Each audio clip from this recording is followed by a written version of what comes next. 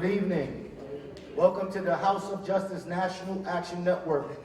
The Reverend Dr. Al Sharpton's organization, the president and founder, for 31 years now. And I hope all you in the audience are members. $25 for the year. Shameless plug. My name is Derek Perkinson. Reverend Dr. Al Sharpton could not make it tonight for this cannabis presentation. However, he does send remarks.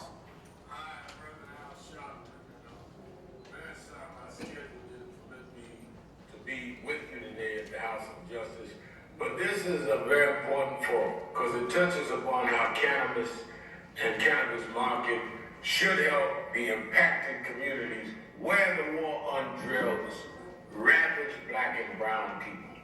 The economic empowerment of black and brown community could be in many ways embellished by this. The expungement of records, something National Action Network has worked for years. The workforce development and high-paying cannabis industry is a concern, and the health benefits and the risks involved with cannabis. So I want to welcome Tremaine Wright, the Cannabis Control Board.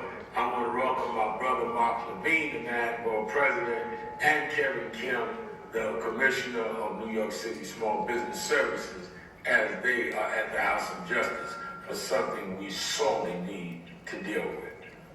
Let's get started. Thank you. Thank you, Reverend Sharpton.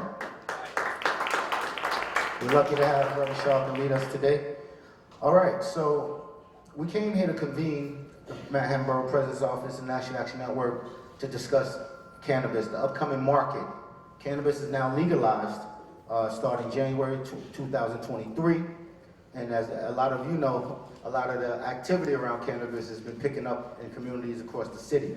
So to that end, we need to get a lot of the misinformation cleared out the way.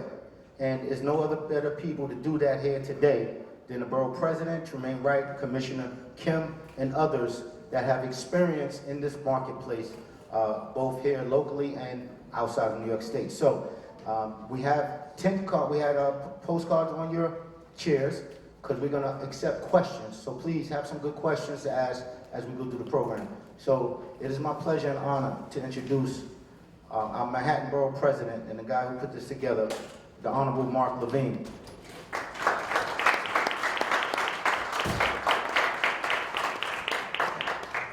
I'm still not used to that honorable part, but we'll take it. Thank you so much to Derek Perkinson, who's an amazing leader for NAN, for Uptown, for New York City. I really appreciate you.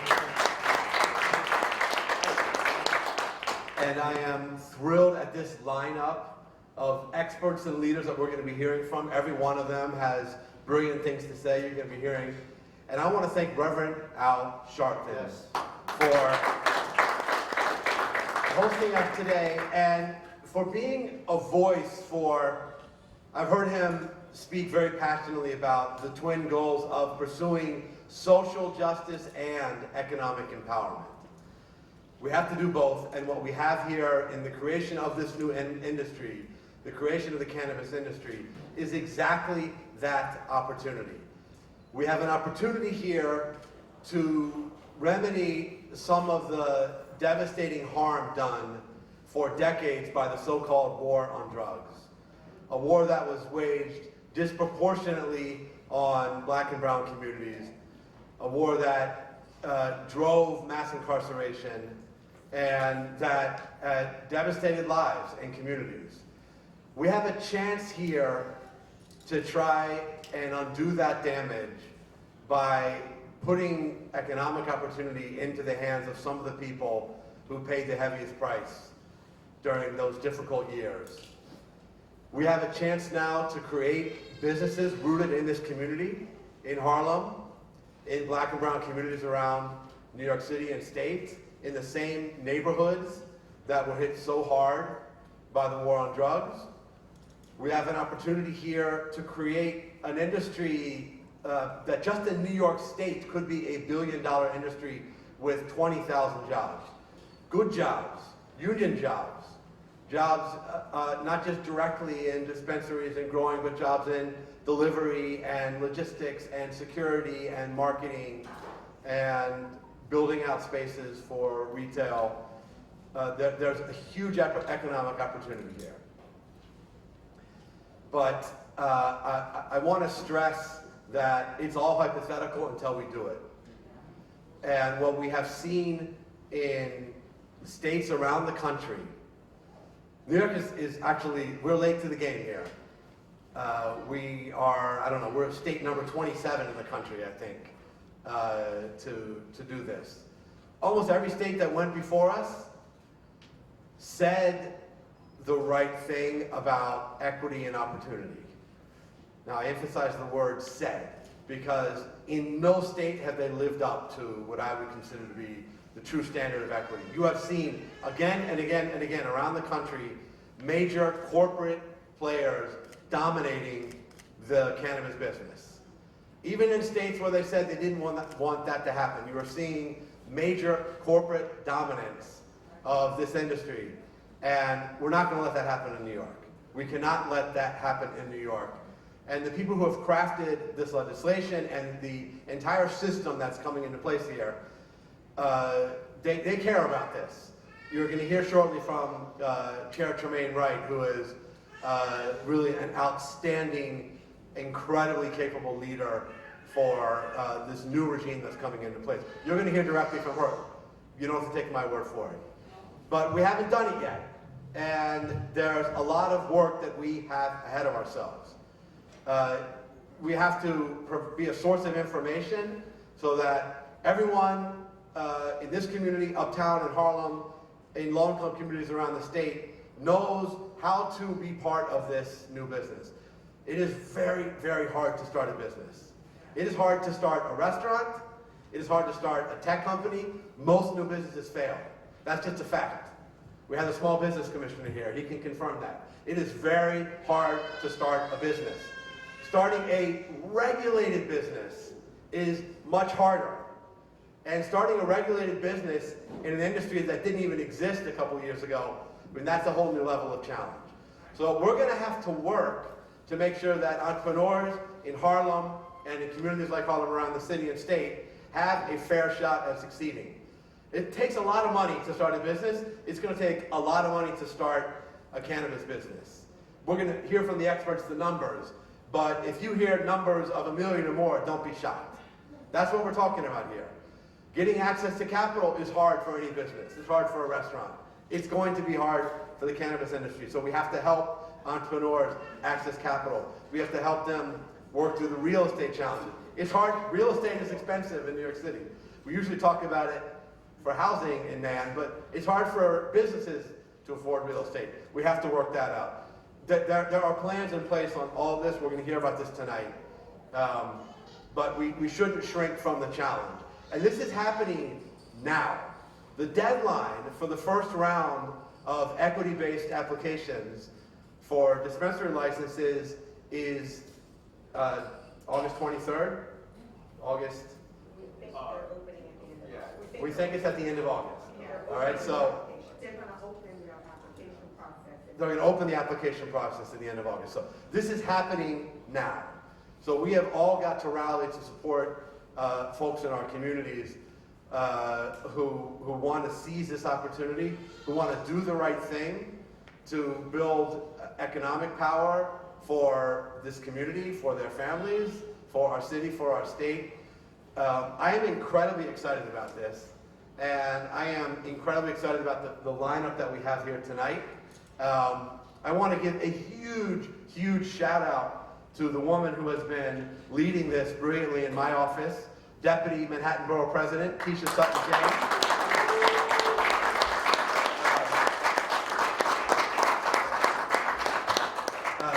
She's gotten the biggest applause of the night so far. Let the record show. I hope Reverend Sharp is not upset. I think that Keisha's no stranger to the Nan family. And we are grateful for your amazing leadership on this. So I'm excited for this conversation. I don't want to hold us up any further. I'm going to pass it back to the great Derek Perkinson to take us on. Thank you so much, everybody. Thank you, Borough President Mark Levine. I got to get used to being called Great Derek Perkinson. I like that, Mark.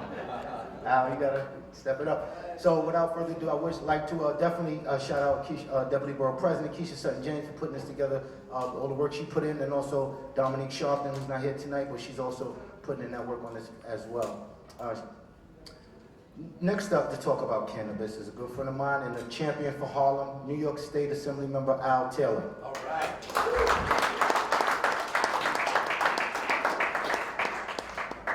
I want to thank the great Derek Perkins. Good evening. Peace and blessings, everyone. Peace and blessings. It's okay? There it is. There it is. I know we're formal. There's formalities. I'm not sure which hat I'm going to speak to. I am a legislator. I'm also a pastor, and I also was one of the sponsors, and I was happy to sign this piece of legislation into law with hesitation and reservations, because I wanted to make sure that we didn't get the okie doke. And by that, America and capitalism has always showed us that if we can make money from it, we're going to do it. And we can do the low-hanging fruit and everybody can see it. It looks like something you can get, and just when you reach for it, they pull it back. I wanted to make sure, and I want to thank the borough president for being here and bringing this here. I want to thank all the panelists that are here, the community involvement, and the commissioner, and how important this is to us. And just off the top, I would just ask one favor: if we can, on a state level and on a city level, start to run more ads about cannabis, so that we don't have to wait for a room like this. Did you get invited to the room? Did you hear about it? No, I didn't hear about it. Did I miss it? But let's just, if it's an open thing, let's talk about it in an open way. These are the things that you need to do. I think it would demystify a lot of things that are there. I don't know if we put money into promoting, but maybe we need to look at that on the state part to say we need more money to promote, because it's a challenging job. And as legislators, I was a colleague of Tremaine Wright, and right next door to her room, her office was my office. And so I have a lot of confidence and faith in her, but the system is so deeply rooted in, not this system, but culturally, it always looks like people of color are a second thought. And I know that's not intentional, and we're here to demystify that. But I also want to thank Regina, who's up here as a panelist. And she gave it to me straight without a chaser. And if you've ever been to a bar and you had something, I'm not saying I saw it on TV, and you take a sip of something and there's nothing to swallow, it's hard and it burns. But she put it to me like, this is a black issue. And I don't want to lose focus of that. It's a black issue.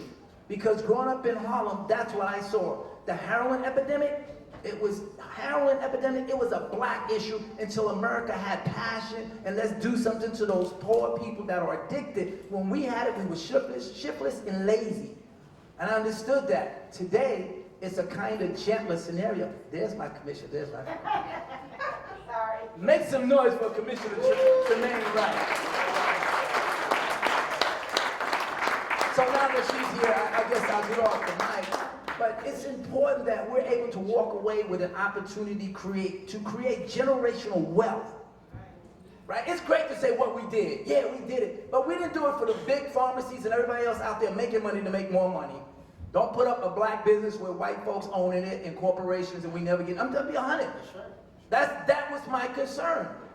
And so we're here to break down those walls, demystify what you think you know, and this panelist will give you great information. And I just want to thank, again, Borough President Mark for coming out here and because you got to have some stuff. Can I say what that stuff is? It's kahunas. You got to come up in here because it's a hot room. No, but give them your Harlem best and love them as you give them direction. Amen? Amen. Amen. God bless you and thank you all so much. The great Derek Perkins. My God. Assemblyman Al Taylor, thank you so much for that presentation. So, as you guys seen, our commissioner is in the building, and we're going to get on with our program. And I will bring up for the program Deputy Borough President Keisha Sutton James.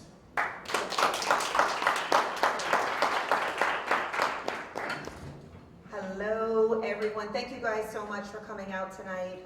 As the borough president said, I have been working really hard on this work because I feel so passionately about it, and I'm so grateful that I frankly have an opportunity working in this job and working for this man who is equally concerned about the things that I'm concerned with. So Thank you, everyone, for being here tonight. Thank you, all of our guests who are here tonight.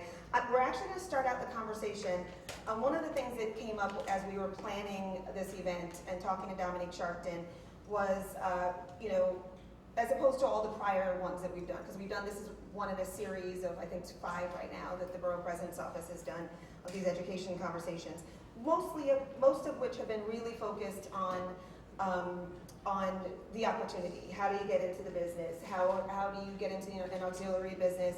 How do you get into the workforce in this space? But one of the things that Dominique Sharpton flagged for us is that we really needed to pause at the beginning of this conversation. And the reason we're doing it at the beginning of the conversation is because I know that once the questions start coming for Chair Wright, it's hard to have any other conversation. But the first thing we want to talk about, and I have to introduce a tremendous woman. Her name is Dr. Yasmin Hurd. She is the Ward Coleman Chair in Translational Neuroscience. Can't even begin to tell you what that is. It has to do with the brain. And this part I understand, the director of the Addiction Institute at Mount Sinai, Behavioral Health System, Departments of Psychiatry, Neuroscience, and Pharmacological Sciences. So essentially, this woman is one of the nations, she's right here at Mount Sinai, is either the or one of the nation's premier thought leaders, researchers, etc., on addiction. And the thing that Dominique had flagged for us is that we need to engage and include in this conversation a conversation around addiction and the impact of cannabis on youth brains, young brains, developing brains, et cetera, et cetera. So we're going to dive into a few questions, just me and Dr. Hurd for now, and then we're going to open it up to the conversation with starting after that with the borough president and the chair and the commissioner. Okay, so Dr. Hurd. By the way, if you guys haven't seen her YouTubes and all kinds of stuff, she was on Sanjay Gupta's show series about Weed. Yes, it's called Weed. Precisely. So, I'll start out with, I grew up here, 70s, 80s, 90s. A lot of us who grew up here in this period, have concerns about, obviously, public safety, potential that more family members will become addicted, and that we will lose more people with the legalization of the drug or of cannabis, with the legalization of it, and with it becoming more ubiquitous. That there are concerns that more people will become addicted. Can you talk first about what the risk factors for addiction are? Because it's not just that simple. It's not just having exposure. There are a number of different risk factors. No, thank you. I feel this is way out of my league. I am completely a scientist. I like politics and business. None of us can do what you do, though. Let's be clear. None of us.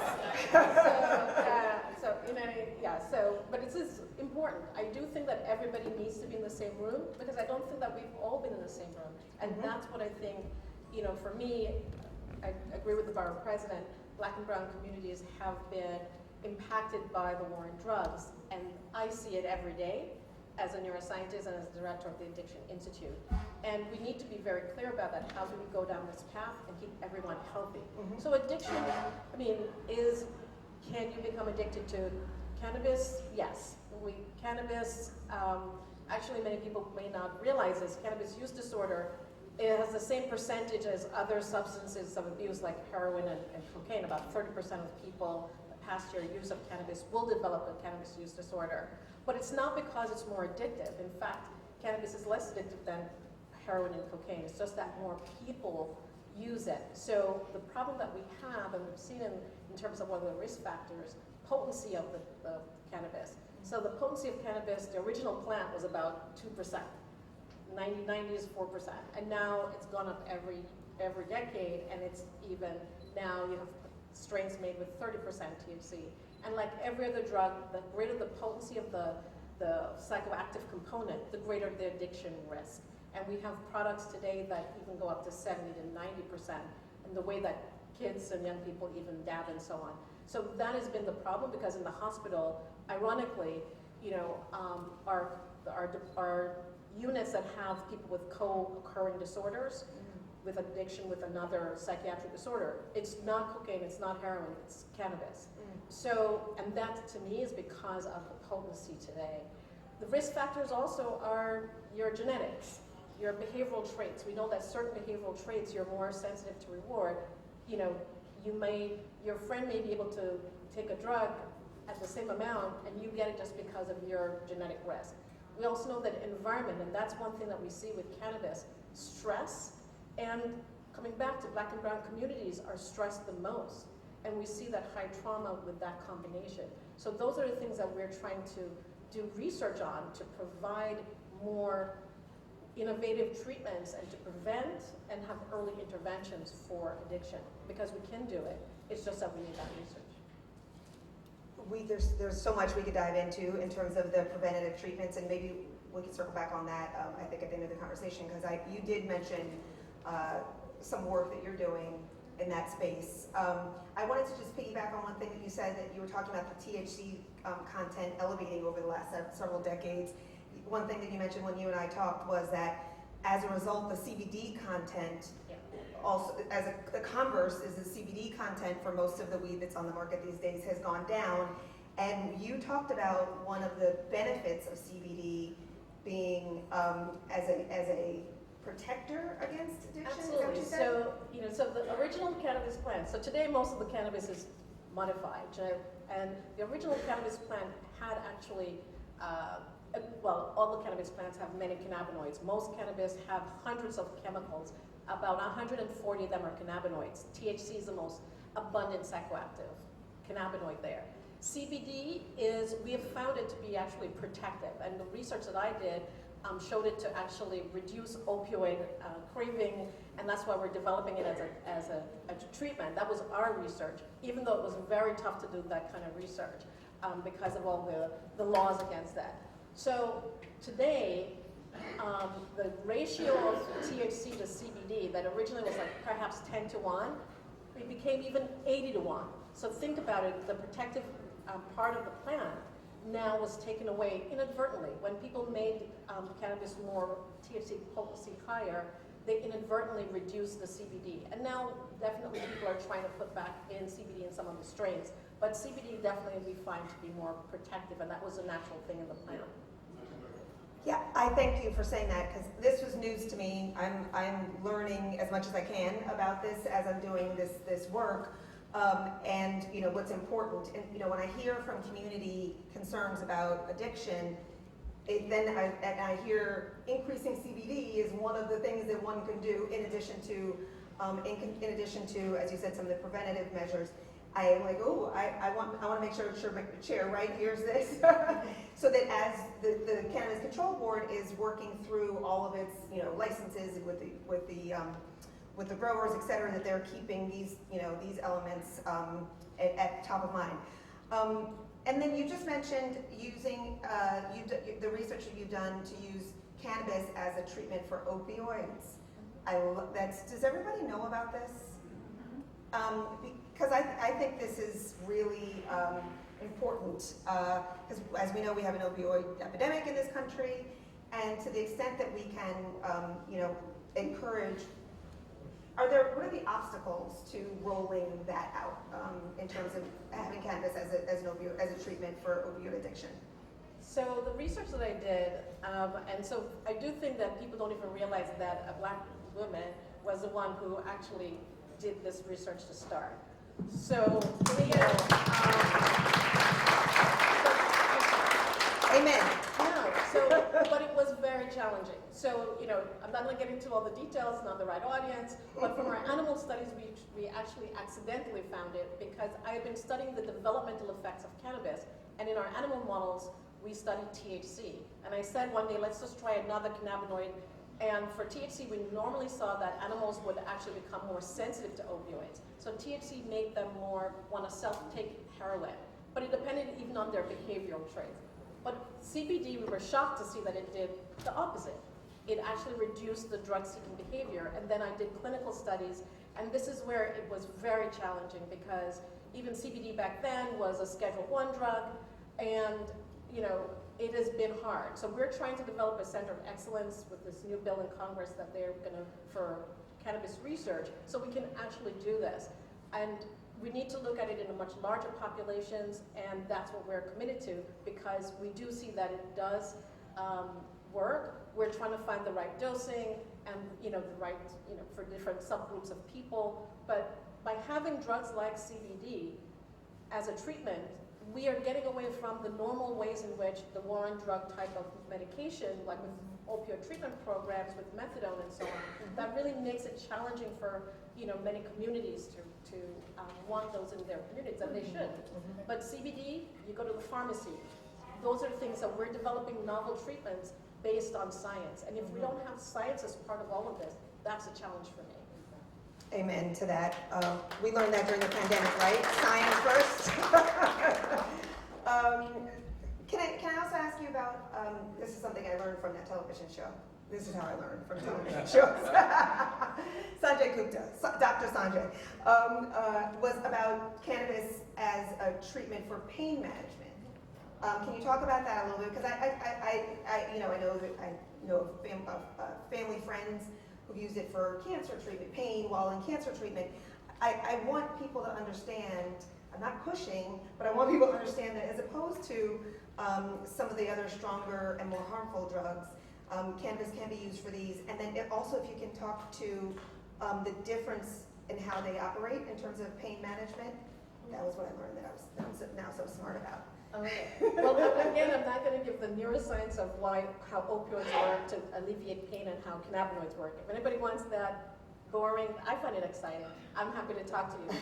But if you have a nail in your hand, and I always say something, I want an opioid. So opioids for acute pain, they are still the go-to medicinally. You want that. It was the chronic use of opioids that caused addiction.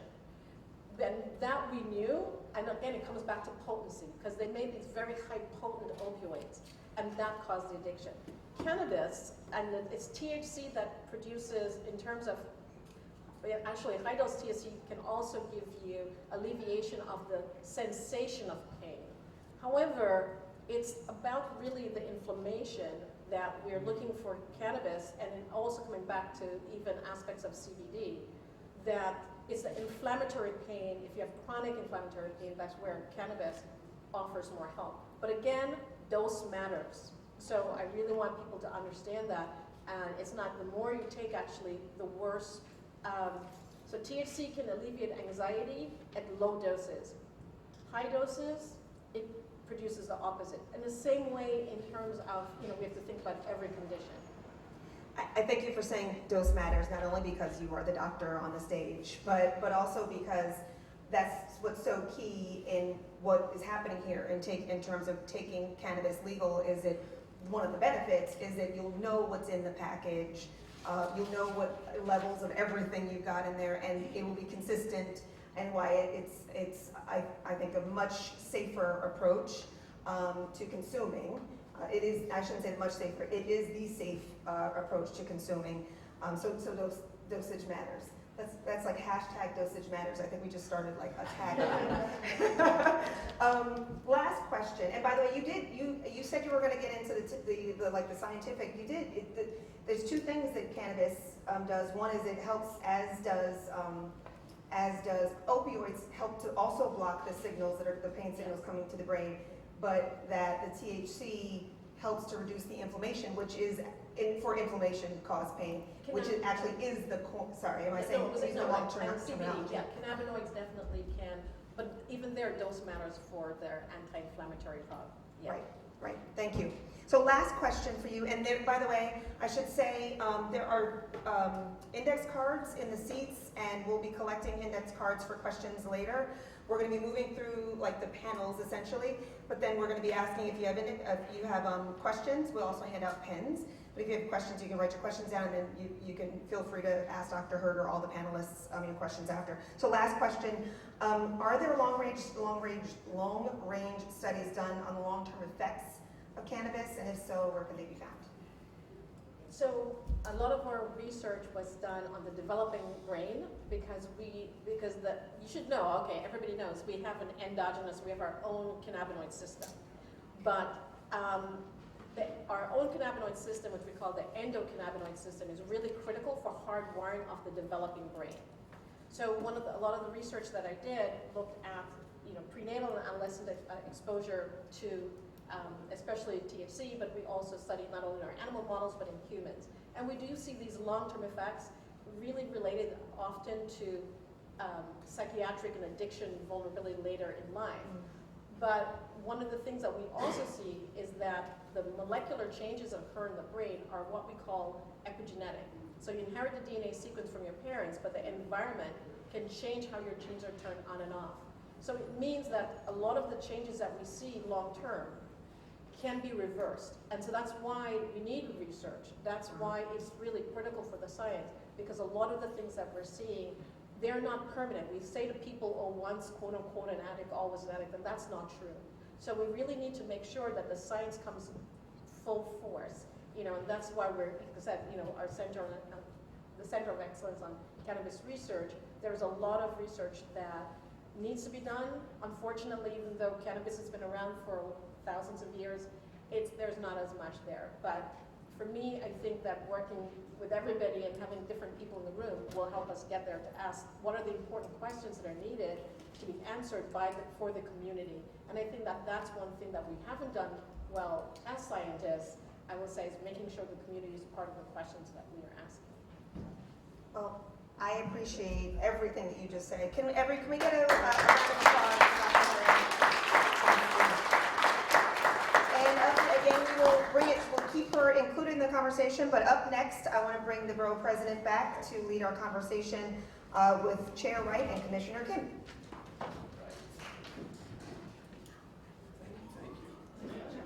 Was anyone else blown away by Dr. Hurd? I know I was. Now, I'm afraid you're in trouble, Dr. Hurd, because you're going to get so many invitations now to speak all over the city, because you are extremely impressive. We're grateful for your work and for being here tonight. I am thrilled now that we're going to hear from the leader of New York State's effort to create this new industry, Chair Tremaine Wright. As well as the leader of New York City's Department of Small Business Services, Commissioner Kevin Kim. So this is a high-powered duo here.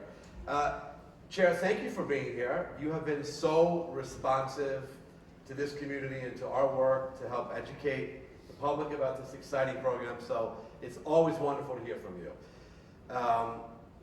Equity is built into the DNA of the law and the structure that you're leading right now. And I think that's why you're about to start a new round imminently, which is explicitly focused on equity. Could you tell us what's on the horizon and how that will work? I'm going to say good evening to everyone. Please forgive my tardiness. Thank you so much for allowing me this opportunity to come and speak again to the Manhattan community. We were jokingly speaking up here a little bit before, and he said, oh, I've done 5 of these. You've been at all of them. I don't know if it's been 5, but I'm going to say I welcome the opportunity every time someone opens the doors and brings community together so that we can have a one-on-one conversation. Thank you so much, Doctor.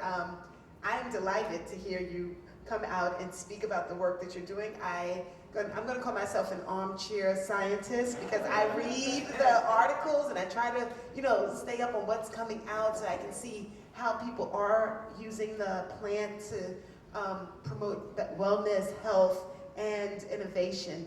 And I'm just going to say thank you so much for the work that you're doing and lending to that, because it's absolutely important for everyone to understand that we are having a complete conversation about cannabis as we develop this industry.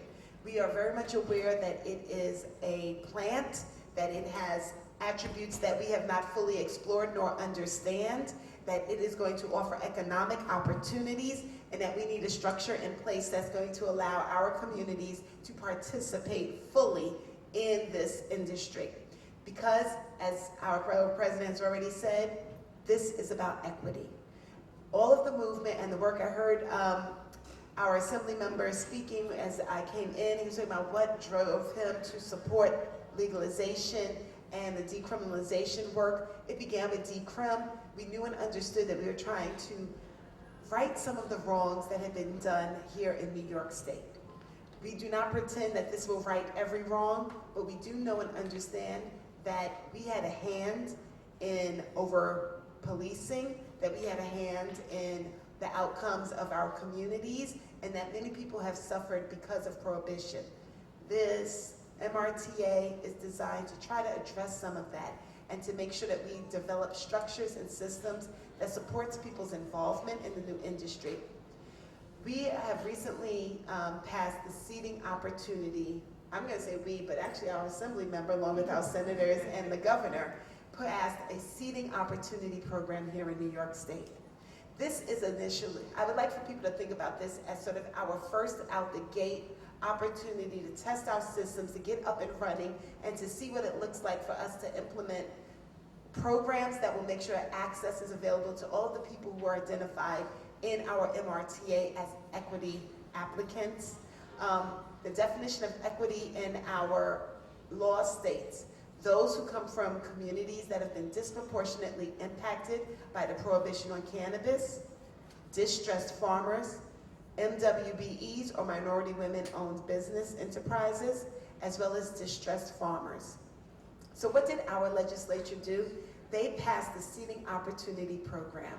It included conditional grow licenses that were offered to our hemp farmers.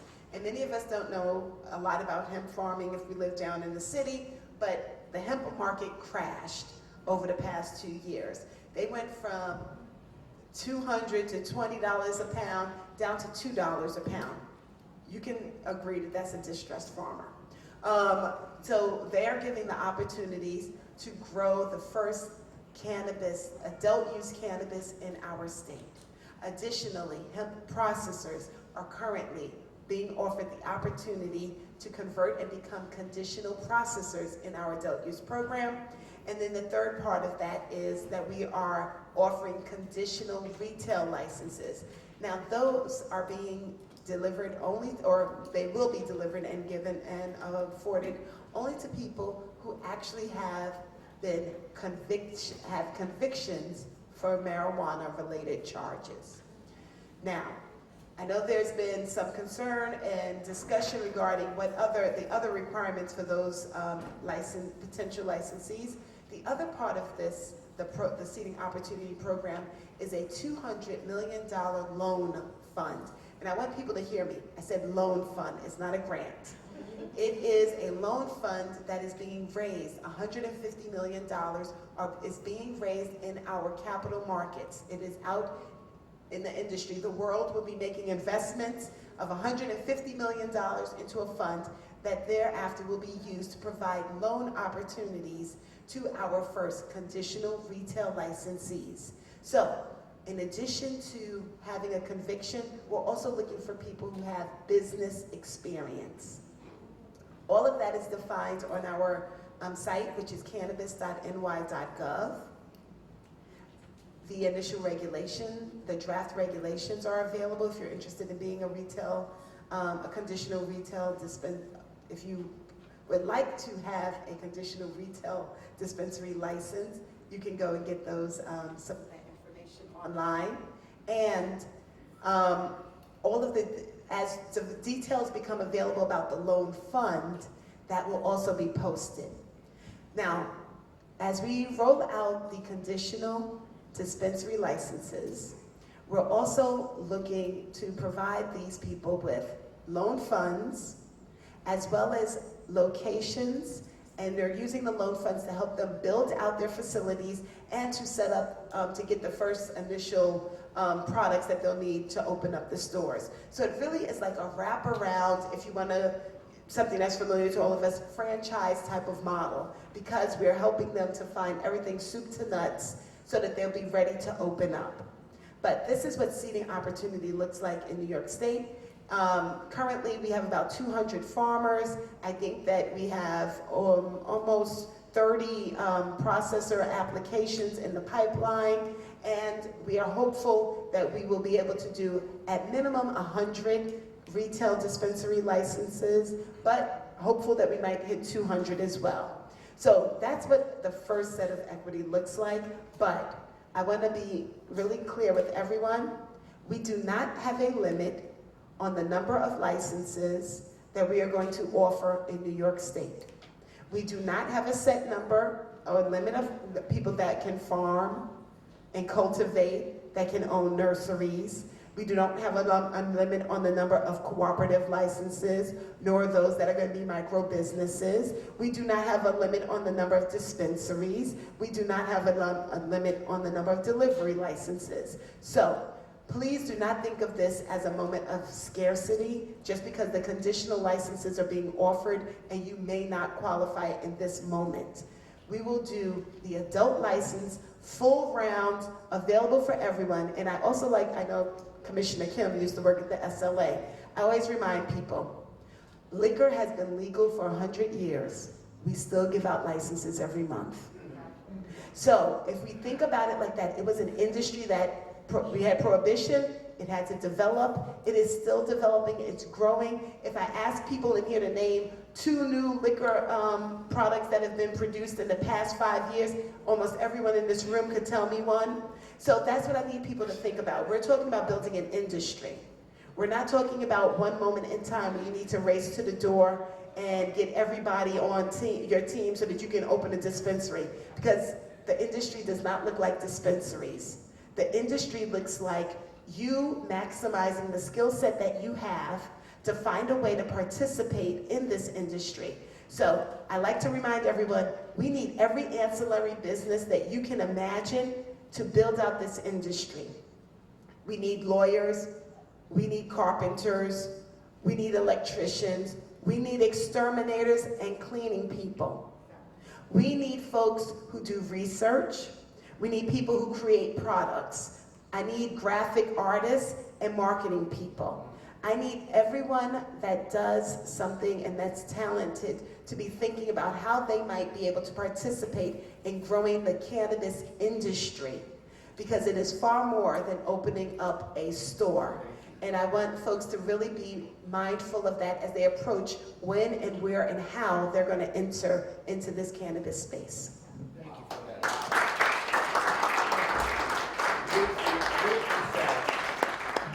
We got about 85 follow-up questions for you. Hold on. The commissioner is going to save you. Yes. Commissioner, we're really happy to have you here because we want to hear about your department's vision for this new industry, for what it could mean for small business, for our economy, for empowerment in Black and brown communities, and what role you envision your agency will have in this new industry. Please, sir. Thank you, Borough President. First of all, it's really an honor to be here in the House of Justice, and so thank you, Reverend Sharpton, the great Derek Perkins, for inviting me here. Thank you. It's been amazing the past few months because going around the state in some ways, but usually within the city boundaries with Chair Wright, she is a true rock star, by the way, but honestly, the tireless work she's done, going through everywhere, being on Zooms, and sometimes I'm there with her, and every time I'm there with her, I learn something new. For New York City, I just want to make it very, very clear. Mayor Eric Adams, from day one, has made social equity the centerpiece of his economic recovery plan. That's why cannabis has been placed inside the Small Business Services, SBS, our agency, to make sure that the social equity piece is honored, is promoted, and is prioritized. So everything that we do at SBS has always been about social equity, and it's going to be that way with cannabis. So the first and most important thing to remember is that at New York City SBS, we are true partners with New York State. We are on multiple calls with OCM, that's the Office of Cannabis Management, that's part of the state. We are the city, but we have all of our agencies. We have SBS, we have the Economic Development Corporation, which is EDC. They're looking into ways to find capital access, loan funds for New York City residents to get involved. They're looking for New York City real estate that they can also offer up and work with the state to site these locations. At SBS, while we do our outreach, we are really seeking to partner with the legacy market. The people we know need to get into the regulated market for this to work. As Borough President said before, many states have tried this and they've all failed the social equity test. In California, you look at that market, it's huge. But 75% of the California market is still unregulated. And a lot of those products actually end up here in New York. So hopefully, once we get our industry going, and it is an industry, in the next year alone, we're expected to have over $1 billion of economic activity here in New York. So we want people to know that just getting that license, as the Borough President said before too, is not enough. Chair Wright outed me as a former State Liquor Authority Commissioner. And this is the time when I pause for the booze for 30 seconds. And then, all right, but the real matter is, when serving in that role, I saw people go for the liquor license thinking, this is it, this is the lottery ticket. A lot of immigrant families, a lot of BIPOC community members, they put together every single cent they had to hire an attorney to get that license. But you know what? It's still about running a business. And so at New York City SBS, that's why we're here. We're here to give you that scaffolding. We're here to give you that support. We provide free, this is the key word, free services to you about business planning. How do you create a business plan? How do you do bookkeeping? How do you incorporate? How do you become an MWBE certified firm so that hopefully when it gets recognized, hopefully if it and when it gets recognized by the state, you qualify as a social equity applicant? How do you do all that? And our agency has staff that's paid by your taxpayer dollars to hold your hand through all of that. Because we want you to be ready and set up for success if and when you choose to go for the license. Now the last thing, before I turn it over again, is that, you know, as an SLA commissioner, one of the things I saw again was people focused on the retail license. And that's in the liquor industry, as Chair Wright said, it's been around hundreds of years. If you just look at the market, you know where all the money is really sitting? It's with the distributors, actually. It's with a couple of the distributors who have billions of dollars, while people who have a liquor store license, they're scrapping away for, you know, 100,000 or whatever it is, right? And I want you to understand, because there are 9 different license types, that you need to think about the vertical. Think of this as an industry. Think about the businesses, as Chair Wright said, that don't touch the plant. The marketing, the security services that are going to be needed. There's so many ways to get involved, but the first step, number 1, is really to understand how to run a successful business, and that's why we're here. Thank you.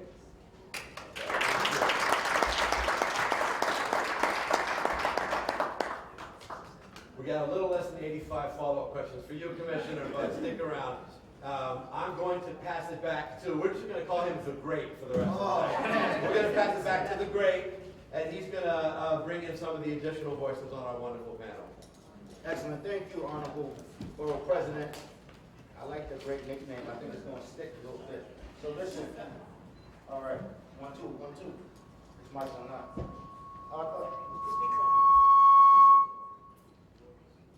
Hello? Want this one? Let me hold that. Thank you. This one now. All right, that's better. All right, so as we continue on with our program, I would like to introduce the rest of the panelists that are up here today, and we'll get their knowledge and viewpoints. Michelle Fields, she is a strategic consultant, global advisor at the Mary Jane Consulting Group. We have Jesse Comfort-Moore. That's my good friend over there, CEO and founder of Comfort-Moore & Sons. We have my brother Jamil Myrie, president and founder of the Black Cannabis Business Alliance. And we have a good warrior here right from Harlem, Regina Smith, the executive director of the Harlem Business Alliance. So we're great to have this conversation. I wanted to touch upon one of the things. I know the Black Cannabis Business Alliance, we've been doing presentations. We've heard the state, and this is not an attack or a knock, but we heard the state say there's not going to be a limited number. It's going to be infinite number of licenses.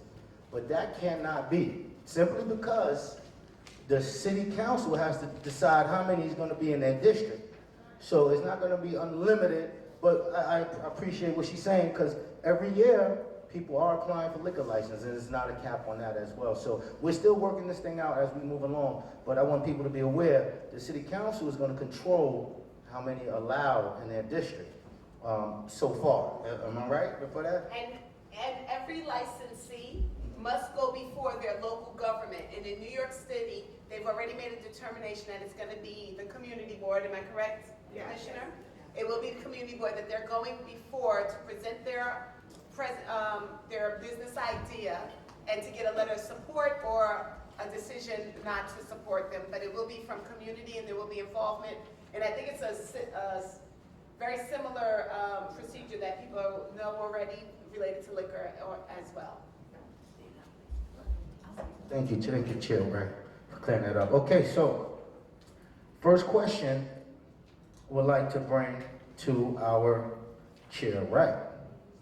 We have a whole bunch of questions there. There are 9 licenses type under the MRTA, and there's a social equity mandate around that, but OCM has initiated a new conditional license that is exclusively for those who have prior cannabis-related convictions and their relatives. The conditional adult use recreational dispensary license will tell us about that. When will that application open, and how long will the application window be? So we're hopeful that the application window will be opening this fall. We already have draft regulations available. So just to give a high-level overview, we are in the process of developing our regulations. Those regulations will dictate how we proceed. So we have to issue our regulations. They're open for a 60-day comment period. During that time, people in the community can write back. Depending on the comments that we get, we may need to change those regulations, and then we reissue for another 45 days. Thereafter, we're able to approve them, open applications. Our comments are out. We are getting some, the window closed. We are looking at comments, and we're hopeful that the application period will be able to open this fall, and we'll be able to finalize the regulations immediately before that. Excellent, thank you, Chair Wright. Commissioner Wright, excuse me. So next question would be for Commissioner Kim. Commissioner Wright outlined how some investment will be given to the applicant. What resources will be offered from your office, and how will they be structured and offered? And what orgs will SBS be partnering with to offer said resources? So I think just making a distinction, the initial application process that Chair Wright referred to, the card applicants. So the money, 200 million grant is over there.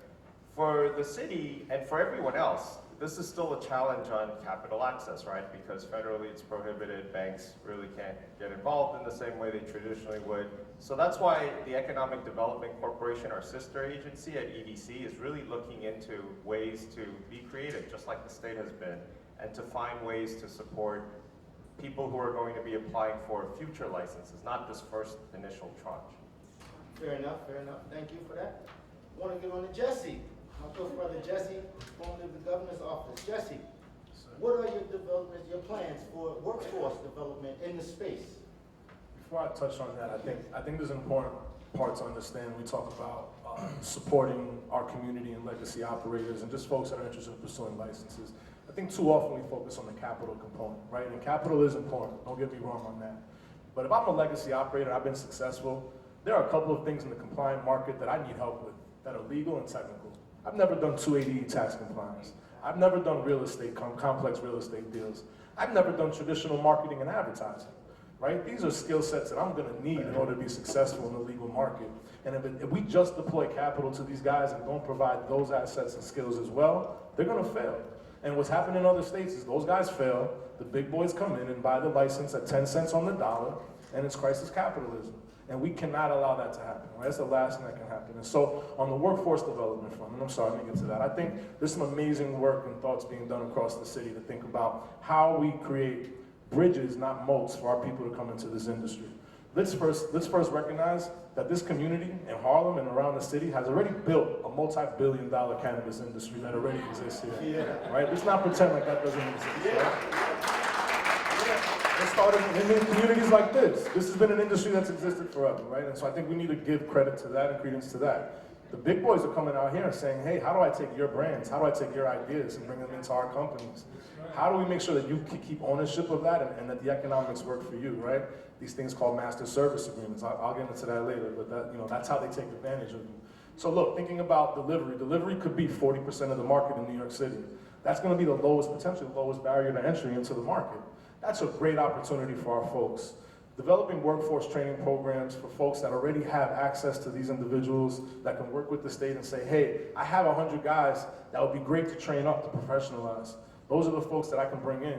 I think these folks here at this panel would figure out how to provide some support and resources to help you guys do that. I think the other components are, look, on cultivation. If folks want to do cultivation, I tip my hat to you. You know, people will tell you that it's capital intensive, right? I was having a conversation earlier. If you want to do an indoor cultivation operation, to build that, $350 to $400 a square foot to build out, right? A 10,000 square foot cultivation site could cost you millions of dollars. Forget alone 100,000 square feet, right? That's a $400 million operation just to build it out, right? So that's extremely capital intensive.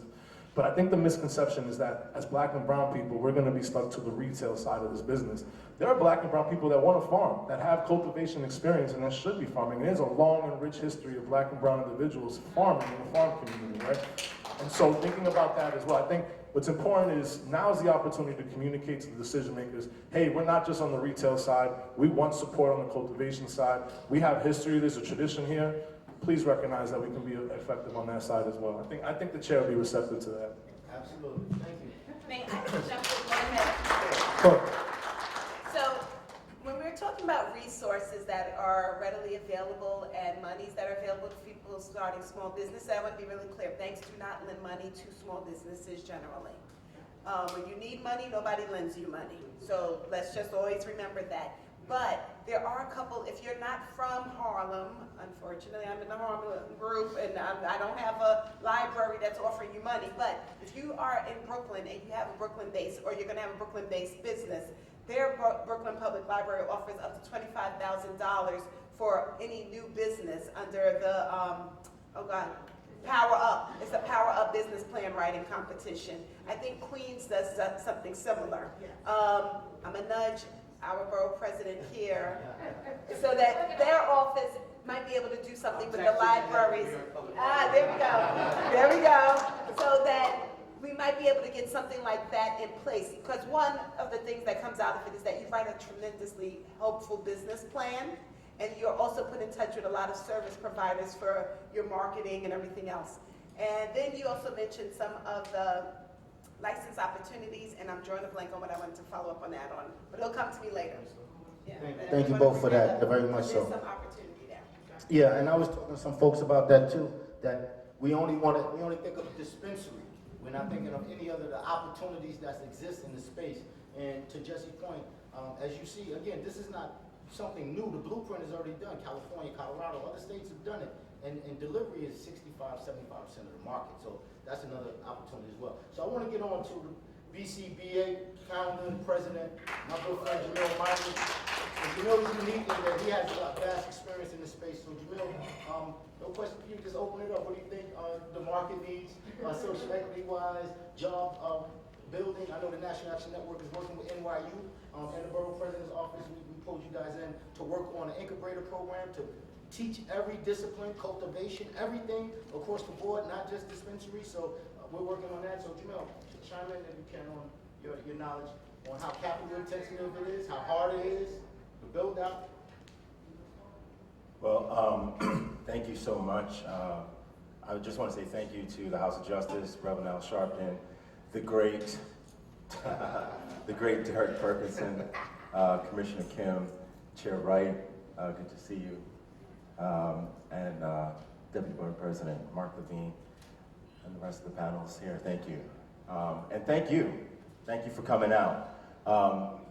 As Derek mentioned, I am Jamil Mari, President and founder of the Black Cannabis Business Alliance, and we're a nonprofit that really was designed to proactively realize the MRTA's vision of social equity policies and programs in New York as it relates to manifesting restorative economic justice for communities, multicultural communities. But our focus, as we're all about all social equity applicants, but our focus primarily is on those from the African diaspora community, specifically. I think my background, being in the space now for 5 years in the legal space, affords me some really, I mean, I would put it as a very interesting perspective on what is going to come here in New York, and how, in essence, you know, we can best position small businesses, ancillary, and aspiring social equity entrepreneurs for just position you for the best possible chance at success. I've been known to be a very sobering speaker when it comes to cannabis. And I appreciate everybody's comments in terms of it is unlimited and there are limits, you know, just because it really does get pushed down to the local municipal level. And by virtue of that, not everybody is going to get a license. And not everybody is capable for running a business in the cannabis industry. I can speak from personal experience. It is not an easy business. It is tough, it is challenging.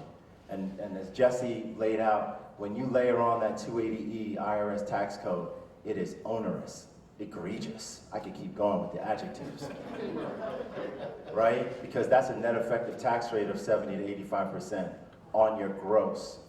So you could actually be making millions on the top line and still have a hefty tax bill that you have to pay. So it's completely out of balance. We do have a tremendous opportunity here, and it is really important that everyone really takes stock in terms of how you look at how you would like to participate in this business, in this industry. We talked briefly about, and was mentioned about, alcohol. Alcohol today is a $272 billion industry. Conservatively, the cannabis industry today is 25 to 30 billion, the legal cannabis market. When you add the illicit market or the legacy market, it balloons to now 71 billion. Prescription drug industry is at almost $500 billion. That's $500 billion. Cannabis just, as far as the legal market, just started, right? So just to give you a sense in terms of where this thing is going. And in New York, we got a lot of work to do. Some have estimated that by 2025, it could be a $7 billion industry. I got questions, because it's going to take a lot of infrastructure to get there. And that means a lot of small businesses, aspiring entrepreneurs getting into the space, really understanding your craft. You are truly a student of the craft. Anybody tells you that I'm an expert, run in the opposite direction. I don't care how many years you've been in the business. Nobody's an expert. And I really do appreciate the fact that it was mentioned, this is a regulated business. This is not just opening a store. Dr. Hurt in her share, I start where cannabis is a medicine first. It's a medicine first. And if you get that, and you start with that, it informs your decisions as you go forward in this industry. Was it Jesse that talked briefly about Big Pharma? Yeah, Big Pharma is sitting on the sideline, Big Alcohol is sitting on the sideline waiting for the federal legalization to actually open up. When that happens, it's going to be a different ballgame. So I actually am not one that's in favor of federal legalization. Yes, I said it. I'm not, because it gives us time to get ready, right? That's the truth, it really does. And so how you do that, there's a weird balance in all of that. A really weird balance, but it can be done. It really can be done. And in terms of what Commissioner Kim just shared, in terms of the build out business operations that small business services provides from the city of New York, I think is tremendous, absolutely tremendous. And how you utilize these resources is going to be key, right? A lot of folks can come and go down and, you know, kind of, I'm here, but it's really how you now insert yourself in an activated learning mode to really be that true student to make this thing actually go. I could wax on, but I'm gonna stop. I'm gonna wait for some questions. Thanks. Jamil Mari, thank you.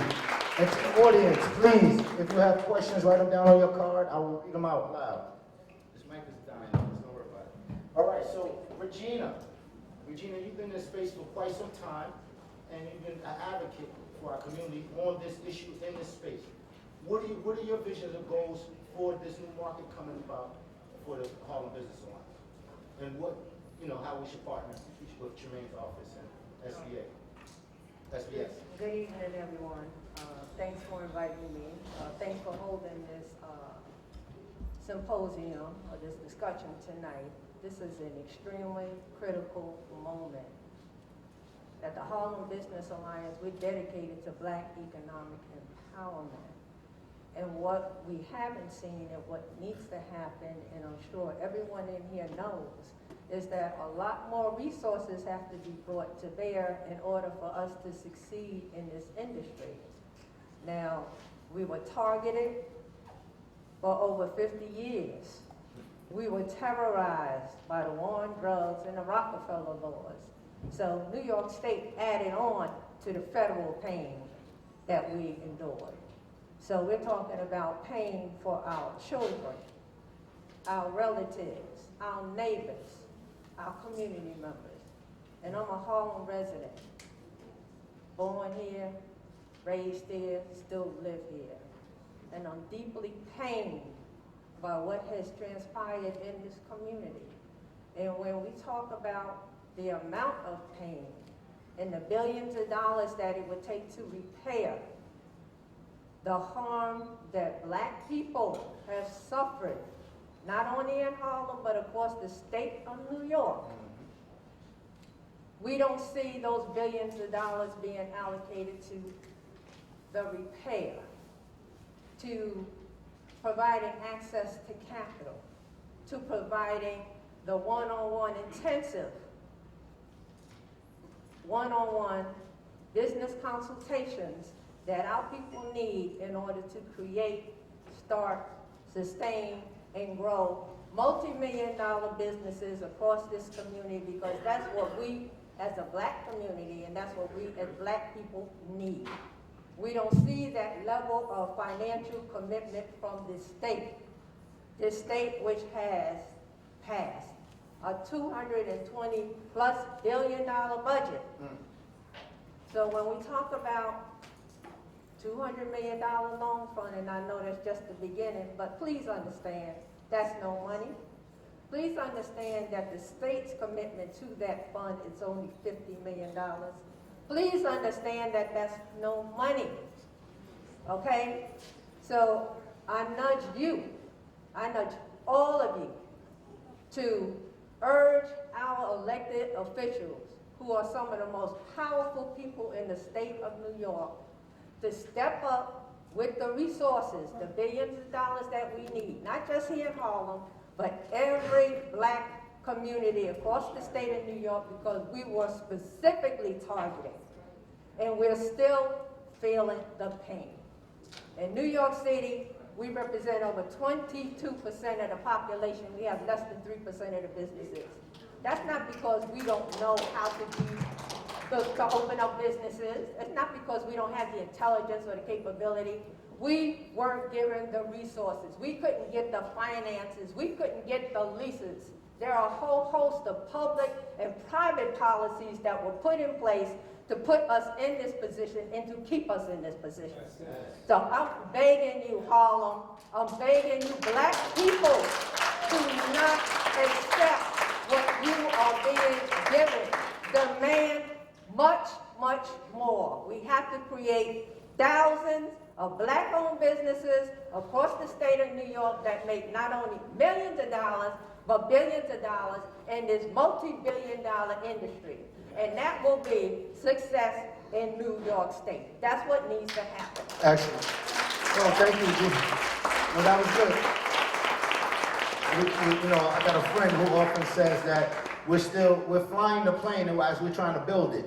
And that's kind of crazy that we're trying to do. So, Regina, thank you for that. So, moving on to our attorney, Michelle. What legal issues we're looking at with this new market, legacy dealers, legacy people, and so on, and different social equity, enforcement, safeguards that we're going to have for our community? First, let me say, empowered women empower women, like Ms. Regina, as well as Madam Chair, as well as Dr. Hurd, as well as Dr. Hurd and Madam Chair. And it's a beautiful day to be a Black woman, and coming behind Ms. Regina is amazing. Can you hear me now? Yes. So I am Michelle Phills. I am an attorney in this space. I'm also on the board of the New York Cannabis Business Association, and I'm also a new member of the community board. I have been in this space for the last 8 years, and very kind of geeky, kind of curious, but most importantly, what I see for the New York market is an equitable and inclusive market that looks like everyone in this room. When I speak to my clients, for me, it's about not only capital, cannabis competence, but capacity. You need to totally immerse yourself in this business. And I think equity starts from the inception. Equity for me is very intentional. This is a capital-intensive marketplace. And when I advise, I operate with the Controlled Substance Act in mind, because I need to keep my clients compliant. This is heavily regulated. It's nothing new about cannabis. What's new is about the business of cannabis. So when you need that support. If you look at each mature market before New York State, there has not been one successful social equity program. So you cannot have social equity and generational wealth in the same sentence until you have a successful social equity marketplace. And I think, and so when we talk about funding, let's be very realistic about how capital intensive this marketplace is. What we are experiencing as Black and Latino people, BIPOC people in this country, they're experiencing in the Caribbean. They're experiencing in Lesotho, South Africa. We are sharing the same experiences being locked up and being locked out of this industry. When we talk about if there's going to be federal legalization, when we're talking about big pharma and big alcohol, they're already here. And they're pushing your bills. They're pushing your THC potency tax. They're pushing your THC limits. Please understand. Please get involved in your community, because it's the community that's going to determine the success, especially impacted communities. And I'm not only talking about Harlem, I'm talking about South Bronx, South Jamaica, Far Rockaway, Staten Island. It's important that you get involved on such a micro level that you understand your business. It shouldn't take me as an attorney, as a consultant, to help you understand what your unique selling proposition is going to be. What's attractive about our state is that we have the real estate and we have this discretionary income. And most importantly, most of our impacted communities sit on the borders of those municipalities that have opted out, especially Queens, Nassau County. Most of those border towns and villages have opted out. The Bronx, Harlem, Washington Heights, when you're on the border of the George Washington Bridge, it's important that that there are opportunities for everyone in those communities to participate. And before I pass on this mic, I think it's very important that we, as our community, think about the ancillary opportunities in this business, the security, the delivery, the trademarks. You're gonna need water attorneys when it comes to cultivation, because you're gonna have to understand, what does water security look like for New York State that has 70,000 miles of waterway? What does the HVAC system look like? What does trademark look like? What does branding look like? What does, advertising in a market that doesn't have non-traditional advertising, what does that look like? And most importantly, Dr. Hurd really expound on it. I think if we have more research and development in this industry, especially when it comes to qualified conditions of Black and Latinos, it's very important that we push research and development. Research, development equals science. That is going to bring about regulations that build bridges, not walls. This industry is overly regulated. The cost of doing business is very capital intensive. Please don't let anyone tell you it is not. When you think about 280E, when you think about apportionment, when you think about creating an ADA compliance program, when you think about your internal security risk, most of the commercial and residential buildings here in New York City share spaces, share the roofs. How are you going to secure your property? Don't just think about the plant touching businesses. It takes the ancillary businesses to build this industry, and I think New York City has the opportunity. I'm excited to see what Harlem, comes up with in regards to consumption lounges. You already have the brand recognition. If you can go from Dapper Dan and go legal, a lot of the legacy operators need that pass from legacy to legal. You have the brand. The Bronx has the brand. I'm looking forward to the culturally unique consumption lounges that are going to be coming out of New York City. I'm looking at the flower opportunity, the concentrates, especially when you're talking about Williamsburg, when you're talking about, Uptown and Flower, all those opportunities. So with that, I'm just really excited about what New York has to offer. Thank you, Michelle. You had me a little mesmerized there. I could have listened to her all night, didn't I? That was very interesting. So, people want to know the bottom line, right? I'm a sales background, 25 years, 30 years. Somebody sent the card a question. They want to know, how much does it cost to get a license? We're talking capital intensive. Do anybody want to know that answer? Anybody? So everybody still want to, approximately, because there's always going to be shifting fees. Is there a baseline number? So I'll give it to the chair. Look, to their credit, this first round that we're talking about, the card license, folks are right. There's like a cottage industry that sprouted up where you have these consultants and these lawyers that want to charge you $300,000 to fill out an application, 5% equity if they win, yada yada. Don't do any of that. What they've done with this first round is made it basically for this $2,000 fee to submit. And the application itself, you guys can really do. Maybe you need some support, but you really could do on your own. It's really an exercise in document retention and then some resume and narrative writing. That thing should not cost you more than $15,000 to pursue, potentially, right? I think. But some of these other licenses can be more capital intensive, right? Like, the initial licenses that were issued in the, as part of the cannabis, the Compassionate Care Act, those were the vertical licenses. Those licenses are, potentially cost $3 to $5 million to pursue, potentially. There's only 10 of those in the state. Okay, but how many in total that we gotta pay for if we decide to be Write your question down. So there's only 10 of those existing in the state. Those 10 are currently run by all white men, and there was one woman group, right? So when we talk about equity, I think there's still a conversation to be had about equity in our medical market because there is none. But those other licenses, those other retail, I'm not going to say I'm like, you want to? how much is it for real?